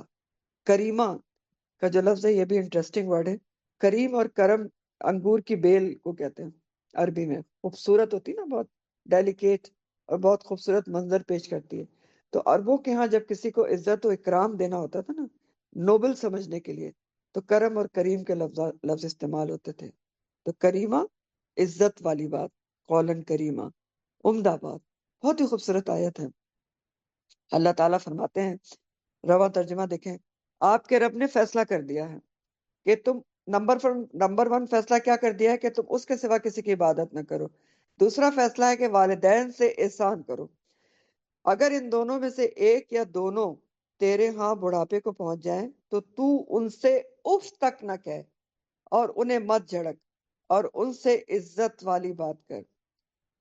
اصل میں اس آیت سے لے کر آگے 15-16 آیتوں میں وہ بنیادی اصول اور احکام بیان کیے گئے ہیں جو ایک اسلامی معاشرے کے لیے بنیاد کا کام دیتے ہیں اور جس پر مستقبل میں خاص کانٹیکس میں ہجرت کے بعد اسلامی ریاست کی بنیاد رکھی جانے والی تھی، خاص کانٹیکس میں، اور پھر ہمیشہ کے لیے جو 15-16 آیات میں احکامات بتائے جائیں گے نا، وہ ہمیشہ کے لیے اسی پر اسلامی ریاست کی، اسلامی معاشرے کی بنیاد رکھی جاتی ہے اور رکھی جانا چاہیے۔ تو سیدنا ابن عباس کہتے ہیں کہ ان آیات میں پوری تورات کا بھی خلاصہ ہے، یعنی اس کا مطلب یہ ہے کہ ساری جو دو بڑی اسلامی آسمانی کتابیں ہیں، ان میں جو ہدایات دی گئی ہیں مسلمانوں کو، کتاب پہ عمل کرنے والوں کو، اس کا خلاصہ ان آیات میں بیان کیا گیا ہے۔ تو ان آیات میں جو آگے آپ پڑھنے جا رہے ہیں 15-16 آیات ہوں گی، ان میں اعمال صالحہ کا مکمل بیان ہے۔ تو یہ آیات اللہ کے پسندیدہ کام بتاتی ہیں اور کچھ کاموں سے روکتی ہیں، ٹھیک؟ تو ان آیات میں بیان کردہ تمام باتیں انسانی فطرت میں موجود ہیں، اس لیے ان آیات میں فطرت سے گناہوں کے پردے ہٹائے جائیں گے تاکہ انسان کی فطرت نکھر کر سامنے آئے اور وہ گناہوں سے بچے اور اللہ کی رضا کے کام کرے۔ تو پہلی بات ہے وہ قضا رب کا، تیرے رب نے فیصلہ کر دیا۔ کیا فیصلہ کر دیا؟ عقائد اور اعمال کا دستور عمل دے دیا ہے رب نے، عقائد اور اعمال کا دستور عمل دے دیا ہے، اور اس میں سر فہرست کیا ہے؟ اللہ کی توحید ہے، کیونکہ اسلام کی عمارت کی بنیاد ہمیشہ توحید ہوتی ہے۔ ہاں، آگے یہی کہا گیا نا، قضا ربک اللہ تعبدو، کہ نہ تم کسی کی عبادت کرو الا ایاہ۔ اب سب سے پہلی بات ہے کہ فیصلہ کب اور کہاں کیا تھا رب نے؟ جب اللہ تعالیٰ نے تمام ارواح سے عہد الست لیا تھا نا، تو تبھی تو یہ فیصلہ کر دیا تھا کہ اللہ کے سوا کسی کی عبادت نہ کرنا۔ اور عہد الست کو اگر آپ غور کریں تو اس میں باقی ساری باتیں بھی آ جاتی ہیں جو آپ آگے پڑھیں گے، کیونکہ جب ہم نے کہہ دیا کہ بلا شہید نہ الستو بربکم کا جواب دے دیا کہ ہم گواہی دیتے ہیں کہ ہم اللہ کو رب بنائیں گے، خالق مالک مدبر، اسی کو مانیں گے، تو پھر حکم بھی اسی کا چلے گا۔ تو بہرحال سر فہرست کیا ہے؟ اللہ نے جو فیصلہ کیا اس میں اللہ کی توحید ہے، اللہ تعبدو الا ایاہ، کہ نہ تم کسی کی عبادت کرو گے مگر صرف اسی کی، پوری زندگی میں اللہ کے سوا کسی کی عبادت نہیں کرو گے۔ اور اسی چیز کا وعدہ آپ سورہ فاتحہ میں بھی لوگوں سے لیا گیا ہے، مجھ سے اور آپ سے لیا گیا ہے، اور نماز کی ہر رکعت میں ہم اس وعدے کی تجدید کرتے ہیں، رینیو کرتے ہیں۔ کیا ہے وعدہ؟ ایاک نعبد و ایاک نستعین، صرف ہم تیری عبادت کریں گے اور صرف تجھ سے ہی مدد چاہیں گے۔ اور عبادت کیا ہوتی ہے یہ بھی سمجھ لیں آپ، اللہ تعالیٰ کہہ رہے ہیں نا کہ اللہ تعبدو، کہ نہیں تم کسی کی عبادت کرو گے صرف اللہ کی۔ تو عبادت کے معنی میں نا 3 چیزیں آتی ہیں: پوجا پرستش، اطاعت فرما برداری، ہمہ وقت غلامی اور بندگی۔ پوجا پرستش، اطاعت فرما برداری، ہمہ وقت یعنی ایوری ٹائم، ایچ ٹائم، ہر چیز میں اطاعت اور غلامی اور بندگی اس کی۔ تو عبادت کے یہ معنی ہے، تو اس میں آپ دیکھ لیں کہ زندگی کا ہر عمل آ جاتا ہے، عبادات بھی ساری آ جاتی ہیں، قلبی ہوں یا قولی ہوں، بدنی ہوں یا مالی ہوں، سب اللہ کے لیے ہونا چاہیے، اور سارے اعمال بھی اللہ کے لیے خالص نیت کے لیے کرنا چاہیے۔ تو سب سے پہلے اللہ کے حقوق کی بات ہے یہاں پر، اور اللہ کے جو حقوق ہوتے ہیں اس کو بھی آج سمجھ لیں، ذرا کنسنٹریشن سے سمجھ لیں۔ اللہ کے حق کو 2 حصوں میں تقسیم کیا گیا ہے، اللہ کے حق کو، ٹھیک ہے؟ پہلا حصہ کیا ہے؟ عقیدہ، دین کے تمام بنیادی عقائد، یعنی یہ یقین کہ اللہ ایک ہے، وحدہ لا شریک ہے، سب کا مالک ہے، اس کا قانون چلے گا۔ اور دوسری کیا چیز ہے جو اللہ کے حقوق کو ڈیوائیڈ کیا گیا، جس میں عبادات، ٹھیک ہے؟ تو پہلے ہم عقیدے کو لیتے ہیں کہ عقیدہ اللہ کے حقوق میں پہلے آتا ہے کہ اللہ کا دین کے جو تمام بنیادی عقائد ہیں وہ درست ہونا چاہیے۔ سب سے پہلے یہ یقین کہ اللہ ایک ہے، اس کا کوئی شریک نہیں ہے، وحدہ لا شریک ہے اور سارا نفع نقصان کا مالک ہے اور اس کا قانون چلے گا۔ اب عقیدے کے لحاظ سے آپ دیکھیں تو انسان دو ٹائپس یا دو قسموں میں بٹے ہوئے ہیں، ٹھیک ہے؟ عقیدہ کہ اللہ ایک ہے، وحدہ لا شریک ہے، اس عقیدے کے لحاظ سے آپ دیکھیں تو انسان دنیا میں دو قسموں یا دو حصوں میں بٹے ہوئے ہیں۔ نمبر ایک کون ہے؟ جو سرے سے اللہ کے وجود کے قائل ہی نہیں ہے، جن کو دہریہ وغیرہ کہا جاتا ہے، وہ اللہ کو مانتے ہی نہیں۔ دوسرے کون سے ہیں؟ دوسرا گروہ جو کسی نہ کسی مذہب کو مانتے ہیں اور اللہ کی ہستی کو مانتے ہیں، یعنی ان میں کانسیپٹ موجود ہے اللہ کی ہستی کا۔ جیسے آپ دیکھیں کہ آج کا بھی جو مشرک ہے، ہندو ہے، اس میں بھی کانسیپٹ ہے نا اوپر والے کا۔ تو اس طرح جو کسی بھی مذہب کا پیروکار ہے، اس کے مذہب میں کہیں نہ کہیں اللہ کی ہستی کو ماننے کا کانسیپٹ موجود ہے۔ لیکن یہ لوگ جو کسی اور مذہب سے کنیکٹڈ ہیں اور ان میں اللہ کو ماننے کا کانسیپٹ موجود ہے، یہ پھر دو کیٹیگریز میں تقسیم ہو جاتے ہیں اگین آگے، ٹھیک ہے؟ وہ کیٹیگریز کون سی ہیں؟ ایک وہ لوگ ہیں جو صدق کے دل سے اللہ کو ایک مانتے ہیں، توحید پرست، وحدہ لا شریک مانتے ہیں، اور دوسرے کون سے ہیں؟ جو اس کے ساتھ شریک ٹھہراتے ہیں، اور یہ زیادہ ہیں۔ ہاں، یہ زیادہ ہے نا، جو اللہ کی ہستی کے تو قائل ہیں لیکن اس کے ساتھ شریک ٹھہراتے ہیں۔ جبکہ اللہ نے فیصلہ کیا کیا تھا؟ وَقَضَىٰ رَبُّكَ، کہ انسان اس کی ہستی کا بھی قائل ہوگا اور اس کو وحدہ لا شریک بھی مانے گا، اس کے ساتھ شریک بھی نہیں کرے گا۔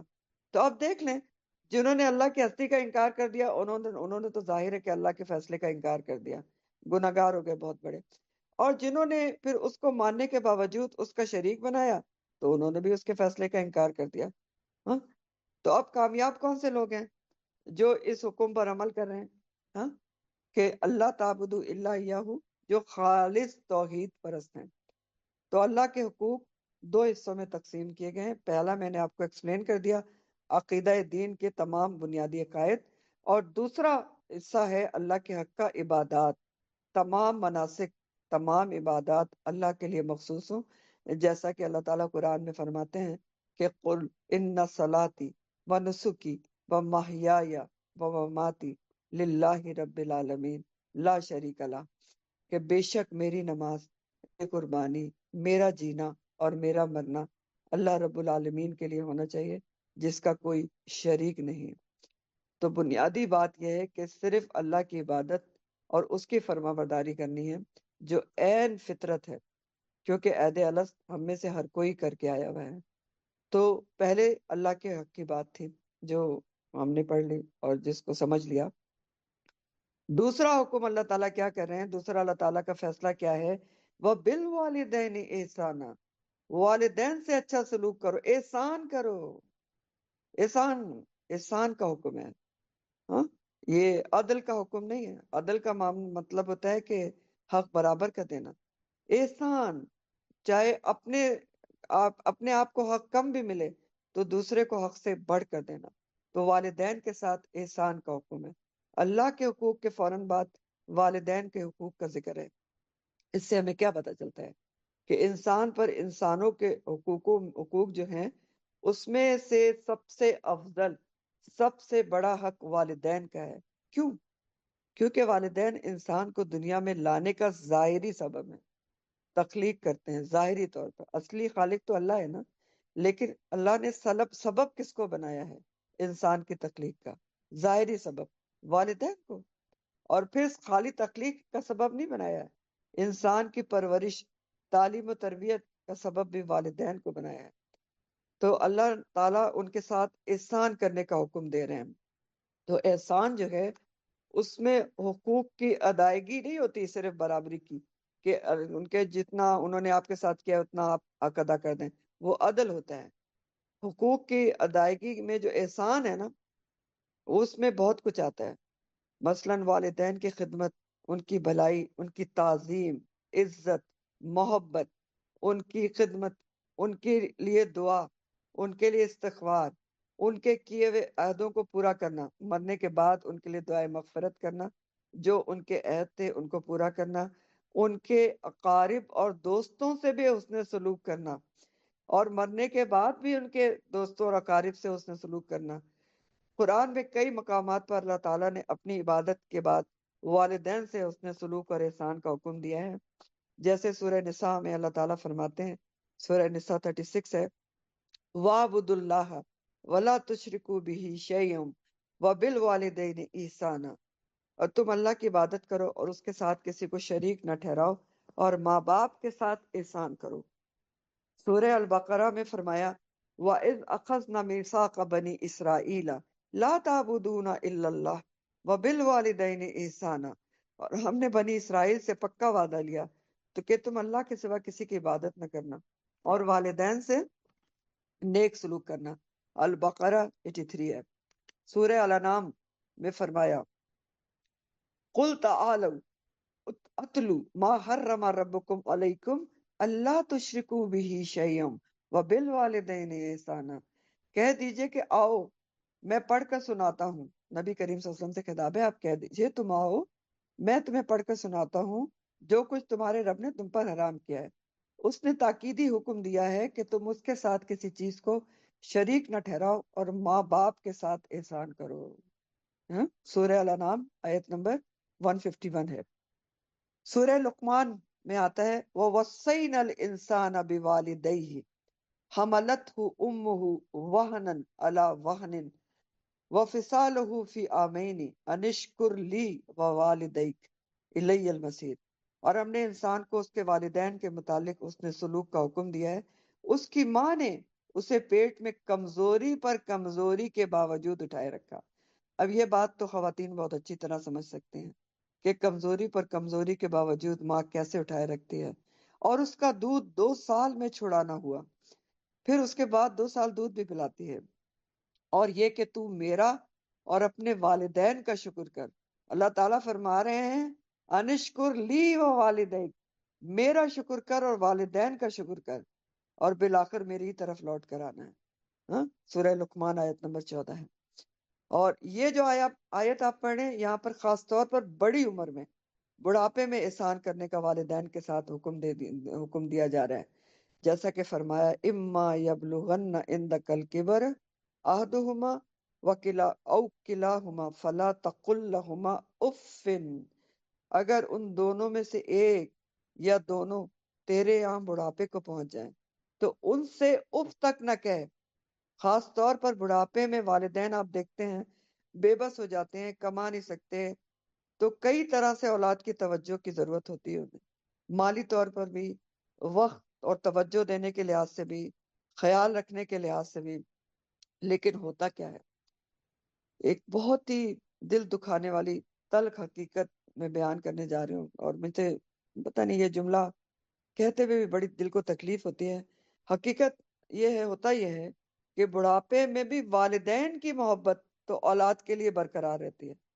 والدین اپنی اولاد سے، چاہے وہ اولاد بھی بوڑھی ہو جائے، ویسے ہی محبت کرتے ہیں جیسے بڑھاپے میں کرتے تھے، جوانی میں کرتے تھے۔ جبکہ اولاد کا کیا حال ہو جاتا ہے کہ اس کی ساری توجہ، پورا دھیان اپنی اولاد کی طرف ہو جاتا ہے۔ والدین کے لیے نہ وقت بچتا ہے نہ پیسہ بچتا ہے، ساری توجہ، سارا پیسہ کہاں جا رہا ہوتا ہے؟ اپنی اولاد کی طرف۔ والدین بھول جاتے ہیں، بہت ہی دل دکھانے والی حقیقت ہے۔ سوچ کے دیکھیں دنیا میں آج کیا ہو رہا ہے۔ اپنے بچے، ان کی ضروریات پرائرٹی ہیں، ان کی بیکار کی ہائی ایجوکیشن، اعلیٰ اسکول، پھر اعلیٰ اسکول کے اعلیٰ لوازمات، اور والدین کی ضروریات کا خیال نہیں رہتا۔ بہت زیادہ دنیا میں یہ ہو رہا ہے، اور والدین کے لیے کچھ بھی نہیں بچتا۔ جبکہ والدین بڑھاپے اور بیماری کی وجہ سے، ایک اور چیز بھی ہوتی ہے، بڑھاپے اور بیماری کی وجہ سے والدین اگر کوئی ضد کر بیٹھتے ہیں تو اولاد بجائے محبت سے پیش آنے کے جھڑکنے پر اتر آتی ہیں۔ جھڑکنے پر، یہاں اس آیت کے الفاظ بہت ہی ڈیپ اور غور طلب ہیں۔ اللہ تعالیٰ کیوں منع کر رہے ہیں؟ یہ کیونکہ دنیا میں یہ سب ہوتا ہے۔ کیسے جھڑکتی ہے اولاد والدین کو؟ فار ایگزامپل، اب کوئی والدین میں سے شوگر پیشنٹ ہے، ڈائبٹیز ہے، تو اب اس کو ڈائبٹک جو پیشنٹ ہوتا ہے اس کو میٹھے کی کریونگ ہوتی ہے، تو اب بڑھاپے میں کیا ہے، انسان بچہ ہو جاتا ہے تو وہ ضد کرتے ہیں کہ نہیں میں نے میٹھا کھانا ہے، اور آگے سے بچے کیا ان کو پھر سناتے ہیں، عجیب ہیں آپ، بچوں کی طرح ضد کرتے ہیں۔ تو اس بڑھاپے میں انسان بچہ ہو جاتا ہے، یہ اللہ تعالیٰ قرآن میں فرماتا ہے. ہاں قرآن کہتا ہے، سورہ یاسین کی آیت ہے، وَمَن نُعَمِّرْهُ نُنَكِّسُهُ فِي الْخَلْقِ أَفَلَا تَعْقِلُونَ. جس کو ہم عمر دیتے ہیں اس کو ہم تخلیق میں الٹا کر دیتے ہیں، یعنی پھر سے انسان بچہ بن جاتا ہے، بچوں کی طرح ضدیں کرتا ہے. سورہ یاسین آیت نمبر 68 ہے. تو یہ تو قدرتی بات ہوتی ہے، لیکن اولاد سے برداشت نہیں ہوتا. وہ والدین کو کہتے ہیں عجیب ہیں، آپ کو پتہ نہیں کہ آپ کو نقصان دیتے ہیں، آپ اسی چیز کی ضد کرتی ہیں، اسی چیز کی ضد کرتے ہیں. ہاں اتنے بڑے ہو گئے ہیں، سمجھ نہیں آتی. تو یہاں پر اللہ تعالیٰ صاف اور واضح الفاظ میں کہہ رہے ہیں، کلیئر کٹ الفاظ ہیں، کوئی ابہام نہیں ہے. فلا تقل لہما اف، تم انہیں اف بھی نہیں کہہ سکتے، اف بھی نہیں کہہ سکتے. اب اف کو ذرا سمجھ لیں. افن جو ہے یہ کلمہ کراہت ہے، دل کی ناپسندیدگی کو اظہار کرتا ہے. سوچ کے دیکھیں نا، آپ اف کب کہتے ہیں؟ آپ اف کب کہتے ہیں؟ جب سخت کسی چیز سے تنگ پڑے ہوتے ہیں، ناپسندیدہ چیز کو. تو یہ بھی کلمہ کراہت ہے، دل کی ناپسندیدگی کا اظہار کرتا ہے. افن کے لغوی معنی ہوتے ہیں ناخن کا چھلکا، وہ جو ناخن آپ کاٹتے ہیں، یا ناخن کا میل، یا لکڑی کا کوئی معمولی سا چھلکا جو ہوتا ہے.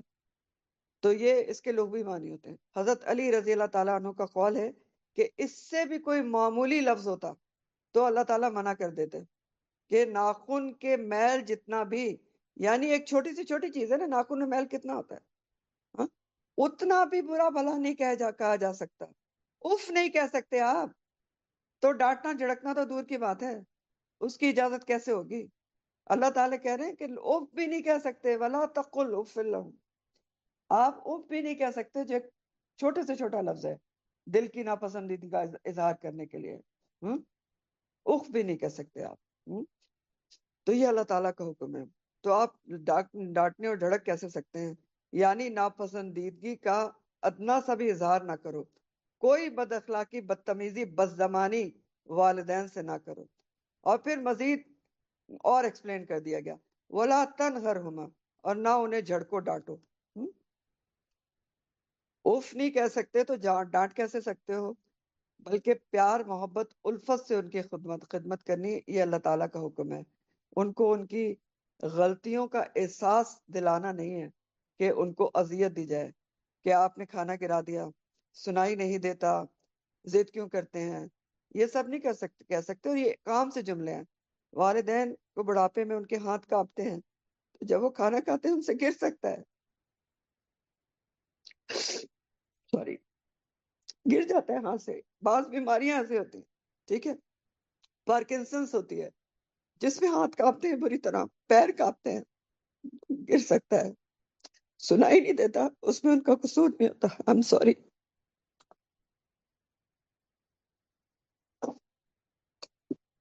قصور نہیں ہوتا، ان کی سماعت، ان کی نظر کمزور ہوتی جاتی ہے. تو اس طرح کبھی بھی ہم نہیں کہا جا سکتا. اولاد کو چاہیے کہ اپنا بچپن یاد کرے کہ کیسے کیسے والدین کو ستایا تھا، اور وہ اس پر خوش ہوتے تھے. آپ کھانا گراتے تھے، وہ خوش ہوتے تھے کہ آپ کو ڈانٹتے تھے. سوری، اللہ مجھے پڑھانے کی توفیق دے. جب آپ بچپن دیکھیں، اپنا بچپن یاد کریں، کیسے کیسے والدین کو بچے ستاتے ہیں. اگر آپ کے بچے ہیں تو یاد کریں کہ آپ بھی اپنے والدین کو کیسے ستاتے تھے. اور والدین کیا کرتے تھے؟ آپ کی غلطیوں پہ خوش ہوتے تھے. آپ غلط کرتے تھے، وہ پیار کرتے تھے. بڑا پیارا بچہ ہے، کیا کر رہا ہے. آپ کے بدتمیزیوں پہ بھی بعض دفعہ خوش ہوتے تھے، ٹھیک ہے، آپ کی غلط جملوں پہ خوش ہوتے تھے. تو کمزوری یا بڑھاپے کی وجہ سے غلطی سے کھانا گر جاتا ہے، کچھ اور ہو جاتا ہے، تو ان کو جھڑکے نہیں. آپ کو ایک بات بتاتی ہوں کہ ابھی ریسنٹلی کسی ایک جاننے والے ہیں، تو ان سے میں نے ایک بات سنی جس نے بڑا دل دکھایا، اور وہ مجھے ابھی بیچ میں یاد آ گئی کہ وہ ایک خاتون ہے، بہت بڑھاپے میں پہنچی ہوئی ہیں. ان کی میرے خیال ہے 8-9 اولادیں ہیں، چار تو بیٹے ہیں، اسی طرح 4-5 بیٹیاں ہیں، جو سب ماشاءاللہ اپنے گھروں کے ہیں. اب نمبر 1 تو یہ کہ والدہ کو کوئی ایک نہیں رکھ سک رہا ہے. وہ انہوں نے دن مقرر کیے، اچھا نہیں اتنے دن تم رکھو گے، پھر اتنے دن بعد میرے پاس. اب بڑھاپے میں یہ بھی ایک بہت ٹارچر ہوتا ہے، یاد رکھیں والدین کے لیے، کہ ان کی جگہ اور ان کا بستر اور یہ سب چیزیں تبدیل کی جائیں بار بار۔ تو ایک تو انہوں نے یہ کیا، پھر میں نے جو سنا کہ ان کے ایک صاحبزادے کے پاس صرف ان کی ماں، انہوں نے ابھی ایک رات رکھا ان کو، تو وہ بیچاری بیمار ہیں، تو بار بار ان کو ٹوائلٹ اٹھا کے لے جانا پڑتا ہے، تو رات میں ان کو 3 4 دفعہ وہ اٹھا کر لے گئے ہوں گے۔ تو صبح یہ الفاظ میں نے خود ان کے منہ سے سنے، وہ میرے ہسبینڈ کو بتا رہے تھے اور مائک کھلا ہوا تھا، کہ وہ کہہ رہے تھے کہ نہیں بھائی جان، بڑا مشکل ہے، دوست کے کوئی میرے ہسبینڈ کے دوست کے کوئی بھائی تھے، وہ بڑا مشکل ہے اماں کو رکھنا، کیونکہ 3 4 دفعہ تو وہ رات کو باتھ روم جاتی ہیں، مجھے صبح آفس جانا ہوتا ہے۔ وہ بھول گئے کہ ان کی ماں نے رات کتنی راتیں ان کے لیے جاگی تھی، وہ بھول گئے کہ کتنے سال ان کی ماں ان کے راتوں کو ان کے لیے جاگی تھی۔ بہرحال اللہ تعالیٰ فرما رہے ہیں وَقُلْ لَهُمَا قَوْلًا كَرِيمًا، اور ان سے عزت والی بات کہو، عمدہ اور نرم لہجے میں بات کرو۔ والدین سے ایسے بات کرو کہ عزت، احترام، پیار، محبت سب آپ کی بات میں جھلکتا ہو۔ تو والدین سے ہمیشہ محبت سے بات کریں، اچھی یادیں ان سے شیئر کریں، ایسی بچپن کی یادیں شیئر کریں جن سے ان کو احساس ہو کہ اولاد ان سے خوش ہے، اولاد کو ان کی جو انہوں نے ان کے ساتھ کیا وہ یاد ہے۔ یاد رکھیں والدین کی حقوق تلفی کبیرہ گناہوں میں سے ہے، ابھی آپ کو حدیث پڑھ کے سناتی ہوں، اور والدین سے حسن سلوک کی بہت بڑی فضیلت ہے۔ تو کچھ حدیث ہیں، سیدنا معاویہ بن جاہمہ سلمی سے جو ہے روایت ہے، انہوں نے فرمایا میں نے رسول اللہ صلی اللہ علیہ وسلم کی خدمت میں حاضر ہو کر عرض کیا، اے اللہ کے رسول صلی اللہ علیہ وسلم، میں آپ کے ساتھ مل کر جہاد کرنا چاہتا ہوں، اس سے میرا مقصد اللہ کی رضا اور آخرت کے گھر جنت کا حصول ہے۔ رسول اللہ صلی اللہ علیہ وسلم نے فرمایا تیرا بھلا ہو، کیا تیری ماں زندہ ہے؟ میں نے کہا جی ہاں۔ فرمایا واپس جا کر اس کی خدمت کر۔ میں نے دوسری طرف سے آ کر عرض کیا، اے اللہ کے رسول، میں آپ کے ساتھ مل کر جہاد کرنا چاہتا ہوں، اس سے میرا مقصد اللہ کی رضا اور آخرت کے گھر، الفاظ پہ غور کریں، مقصد اللہ کی رضا اور آخرت کے گھر جنت کا حصول ہے۔ رسول اللہ صلی اللہ علیہ وسلم نے فرمایا تیرا بھلا ہو، کیا تیری ماں زندہ ہے؟ میں نے کہا جی ہاں۔ دوسری دفعہ ہے یہ، اللہ کے رسول، آپ نے فرمایا واپس جا کر اس کی خدمت کر۔ پھر میں نے رسول اللہ کے سامنے سے آیا اور عرض کیا، اللہ کے رسول، میں آپ کے ساتھ مل کر جہاد کرنا چاہتا ہوں صلی اللہ علیہ وآلہ وسلم۔ اس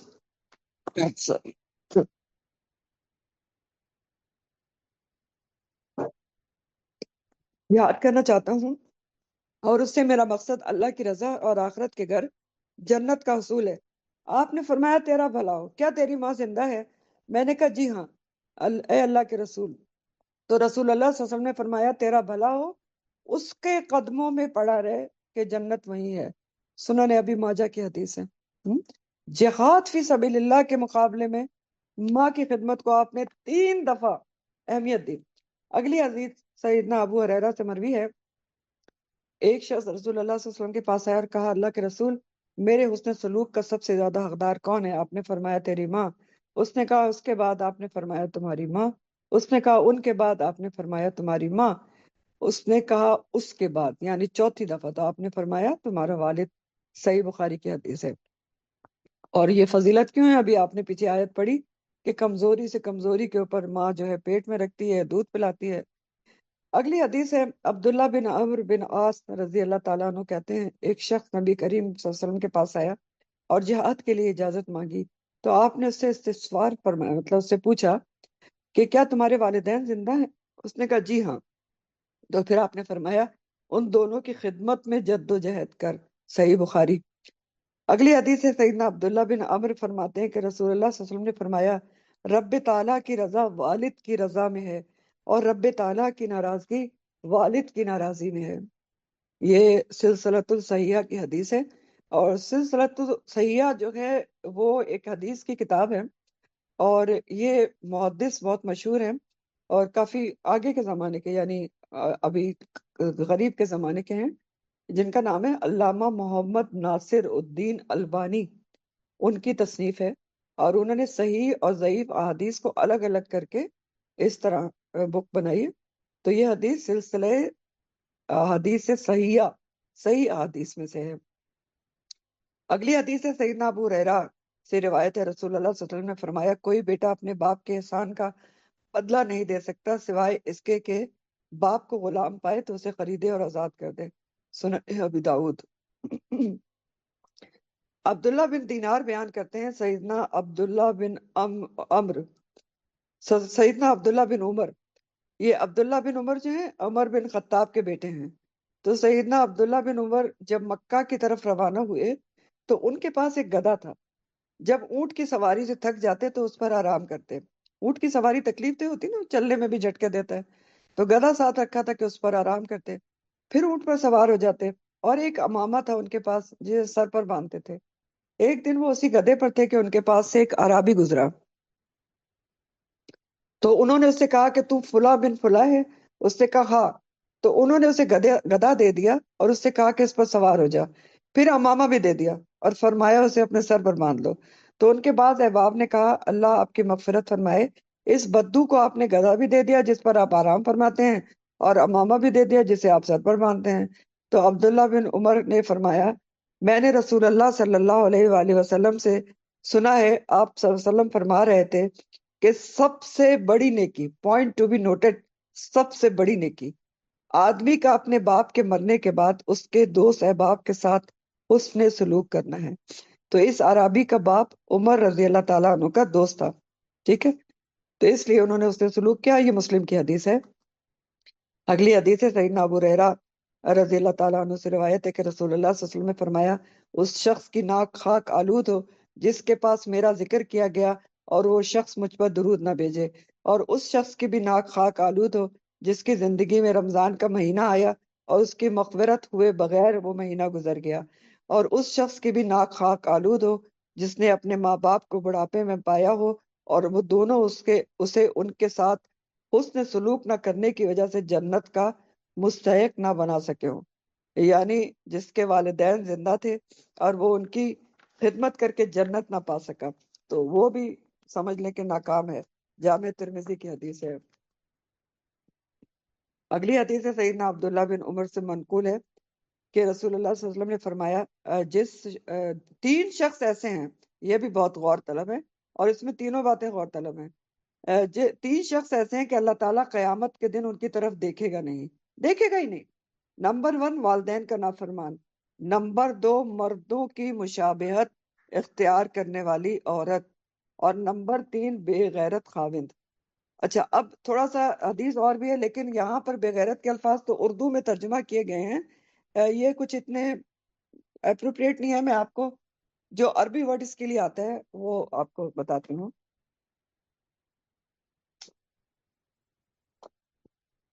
ہاں جی، یہ حدیث اس طرح سے ہے کہ ہاں ہاں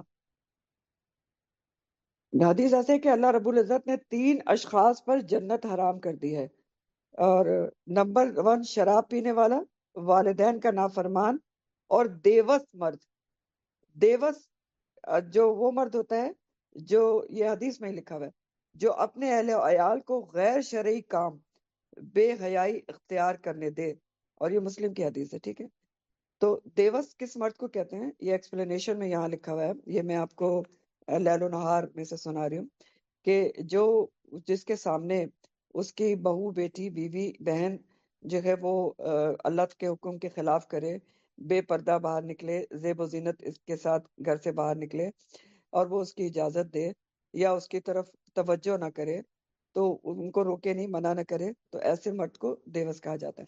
بہرحال اب یہ میں آپ کو حدیث کمپلیٹ کرتی ہوں کہ یہاں پر جو حدیث موجود ہے کہ سیدنا عبداللہ بن عمر سے منقول ہے کہ رسول اللہ صلی اللہ علیہ وسلم نے فرمایا 3 شخص ایسے ہیں کہ اللہ تعالیٰ قیامت کے روز ان کی طرف دیکھے گا نہیں، والدین کا نافرمان، مردوں کی مشابہت اختیار کرنے والی عورت، اور بے غیرت خاوند۔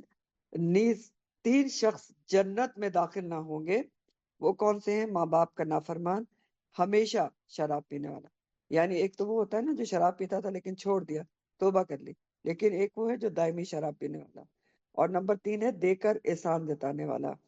تو یہ جو حدیث ہے یہ نسائی میں بھی موجود ہے، سنن نسائی میں بھی۔ تو والدین سے حسن سلوک ضروری ہے، اور والدین سے حسن سلوک معاشرتی زندگی کا افسوس کے ساتھ وہ باب ہے جس سے انسان نے بہت غفلت برتی ہے اور آج بھی برت رہا ہے۔ تو قرآن نے اس طرح توجہ دلائی کہ والدین سے اس نے سلوک کرو اور اپنی آخرت سنوار لو۔ غور طلب بات ہے کہ والدین سے احسان کا کہا گیا ہے، برابر کا سلوک نہیں ہے۔ چاہے وہ آپ کے ساتھ کچھ بھی کرتے ہیں، آپ نے ان کے ساتھ اچھا اور نیک برتاؤ ہی کرنا ہے۔ آگے مزید فرمایا اللہ تعالیٰ نے کہ اور کیا کرو ان کے ساتھ، وقفت اور جھکائے رکھنا، لہما ان دونوں کے لیے، جناح بازو اپنا، جناح الذلی عاجزی کے ساتھ، من الرحمہ رحمت سے، وقل اور کہو رب ارحمہما کما ربیانی صغیرا۔ الفاظ دیکھ لیں، وقفت کا جو لفظ ہے اس کے معنی ہوتے ہیں جھکانا، نیچے ہونا، پست کرنا۔ وقفت امر کا صیغہ ہے، جھکائے رکھنا۔ جناح تو آپ کو پتہ ہے پرندے کے پر کو بھی کہتے ہیں، بازو کو بھی کہتے ہیں۔ اور ذلی کا جو لفظ ہے یہ مصدر ہے، اور ذلی کا معنی ہوتا ہے ذلت، عاجزی، انکساری اور جھکنا، عاجزی انکساری کے ساتھ جھکنا۔ تو ذلی سمجھ لیں کہ وہ عاجزی انکساری ہے جو انسان کو بلند کرتی ہے، ٹھیک ہے۔ اور قل رب ارحمہما کما ربیانی صغیرا، اے میرے رب ارحم تو رحم کر، ہما ان دونوں پر، جیسا کہ ربیانی ان دونوں نے پرورش کی میری، صغیرہ بچپن میں۔ ربیانی کو دیکھیں، اصل میں ربا کا جو لفظ ہے نا، وہ رب کس کو کہتے ہیں؟ ایک تو رب وہ ہے نا جو خالق مالک مدبر ہے، دوسرا رب کا معنی ہوتا ہے تدریج سے پالنے والا، ٹھیک ہے۔ کون ہوتا ہے رب؟ تدریج سے پالنے والا، پرورش کرنے والا۔ تو یہاں پر یہ رب کا لفظ جو ہے وہ والدین کے لیے اس معنی میں آ رہا ہے کہ پرورش جیسے ان دونوں نے میری کی۔ اور اس لفظ میں اصل میں یہ لفظ تھا ربیانی، یعنی ربیان، ان دونوں نے پرورش کی، تثنیہ کا صیغہ تھا۔ تو آگے یا اور جو زیر ہے وہ لگ گیا ہے، تو اس طرح کی میکنگ اس کی آگئی ہے، لیکن یہ ربیان تھا کہ ان دونوں نے پرورش کی میری بچپن میں۔ تو ذرا اس کا روا ترجمہ دیکھ لیے، اور ان کے لیے رحم دلی سے عاجزی کے ساتھ اپنا بازو، اپنے پہلو جھکائے رکھ، اور کہہ اے میرے رب، دعا کر اے میرے رب ان دونوں پر رحم فرما جیسے انہوں نے بچپن میں میری پرورش کی۔ وقفت لہما جناح الذل من الرحمہ، ان کے لیے رحم دلی سے عاجزی کے ساتھ اپنا بازو، اپنا پہلو جھکائے رکھو۔ تو وقفت کا جو لفظ ہے نا، روٹ اس کا خے فے اور دواد ہے، بمانی جھکانا، پست کرنا۔ یہ حصی اور مانوی دونوں طرح استعمال ہوتا ہے، ہاں، یعنی والدین کے ساتھ جسمانی طور پر بھی جھک کر رہنا ہے کہ اکڑ کے ان کے سامنے نہیں کھڑے ہونا، اور مانوی طور پر بھی جھکاؤ رکھنا، رحم دلی دکھانی ہے، ذلی عاجزی اور انکساری سے، ایسا نیچے ہو کر رہنا ہے جیسا اپنے مالک کے سامنے غلام کھڑا ہوتا ہے، اکڑ اترا کر غصے سے نہیں کھڑا ہونا۔ اور یہ میں نے جیسے پہلے آپ کو بتایا، من الذلی وہ جھکنا ہے جو انسان کو بلندیاں عطا کرتا ہے، درجات بلند کرتا ہے۔ تو ان کے لیے باعث رحمت بنو۔ اور نبی کریم صلی اللہ علیہ وسلم کا فرمان ہے، والدین سے حسن سلوک عمر میں اضافہ کرتا ہے، جامع ترمذی۔ تو اللہ تعالیٰ ان کے لیے بہت ہی پیاری دعا والدین کے لیے سکھا رہے ہیں، وَقُرْ رَبِّ ارْحَمْهُمَا كَمَا رَبَّيَانِي صَغِيرًا، اور کہ اے میرے رب ان دونوں پر رحم فرما جیسے انہوں نے بچپن میں میری پرورش کی تھی۔ بہت غور طلب الفاظ ہیں دعا کے، کہ یہ یاد کرو گے نا کہ جیسے انہوں نے میری بچپن میں پرورش کی تھی، ہاں، تب عقل آئے گی کہ کس طرح تمہاری انہوں نے بچپن میں پرورش کی تھی۔ یعنی خود بھی رحمت و شفقت کرو اور اللہ سے بھی ان کے لیے رحمت مانگو۔ اپنا بچپن یاد کر کے یہ دعا کرو، اپنا بچپن یاد کرو گے تو عقل آئے گی کہ کس طرح انہوں نے کھلایا پلایا، چلایا، سکھایا، نجاست سے صاف کیا، راتوں کو جاگے، اپنا پیٹ کاٹ کر خواہشات تمہاری پوری کی، اپنے آپ کو پیچھے ڈال دیا، کس محبت اور شفقت کے ساتھ پال کر بڑا کیا کہ آج تم کسی قابل ہو گئے ہو۔ تو یہ ایک حقیقت ہے کہ آپ دیکھیں جتنی مشکل سے انسان کا بچہ پلتا ہے نا، کسی اور جانور کا نہیں پلتا۔ اور دوسرے جانوروں کے جو بچے ہوتے ہیں نا، پیدا ہوتے ہی کھڑے ہو جاتے ہیں اپنے پیروں پر۔ آپ نے دیکھا ہوگا گائے بکری کا بچہ پیدا ہوتے ہی کھڑا ہو جاتا ہے، چلنے پھرنے لگتا ہے، دودھ وودھ بھی خود پی لیتا ہے، کھا پی بھی لیتا ہے، بیمار بھی نہیں ہوتا۔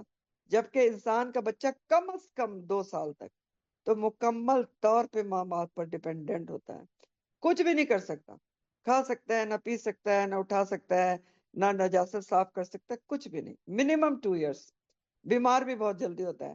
پھر ماں راتوں کو جاگتی ہے، اپنی نیندوں کو، اپنی راتوں کو، اپنے آرام کو قربان کرتی ہے اور بچے کو پالتی ہے۔ باپ اور بھی محنت کرتا ہے اور پھر قربانیاں دیتا ہے اپنی ماں باپ اپنے بچوں کی ضروریات پوری کرنے کے لیے، ہاں وہ دوسری طرف قربانیاں دے رہا ہوتا ہے، اپنی ضروریات کٹ ڈاؤن کر دیتا ہے، اپنے آپ ایک جوتے میں گزارا کرتا ہے، بچے کے لیے ہر چیز خریدتا ہے، پرورش کرتا ہے، ماں ادھر قربانیاں دے رہی ہوتی ہے، تب کہیں جا کر انسان کا بچہ بڑا ہوتا ہے۔ اب اگر انسان اپنے ماں باپ کو خاص طور پر بڑھاپے کی حالت میں بے یار و مددگار چھوڑ دے، ان کی طرف توجہ نہ دے، لاپرواہی برتے، بس یہ سمجھے کہ ایک فون کال پہ پوچھ لیں کہ اچھا آپ کیسی ہیں تو کام پورا ہو گیا، تو اس سے بڑھ کر بے انصافی اور ظلم کیا ہو سکتا ہے؟ سوچے، بہت اہم آیات ہیں جو آنکھ کھولنے والی ہیں کہ والدین بوڑھے ہو جائیں تو اللہ نے ان کے ساتھ کیا کرنے کا حکم دیا ہے۔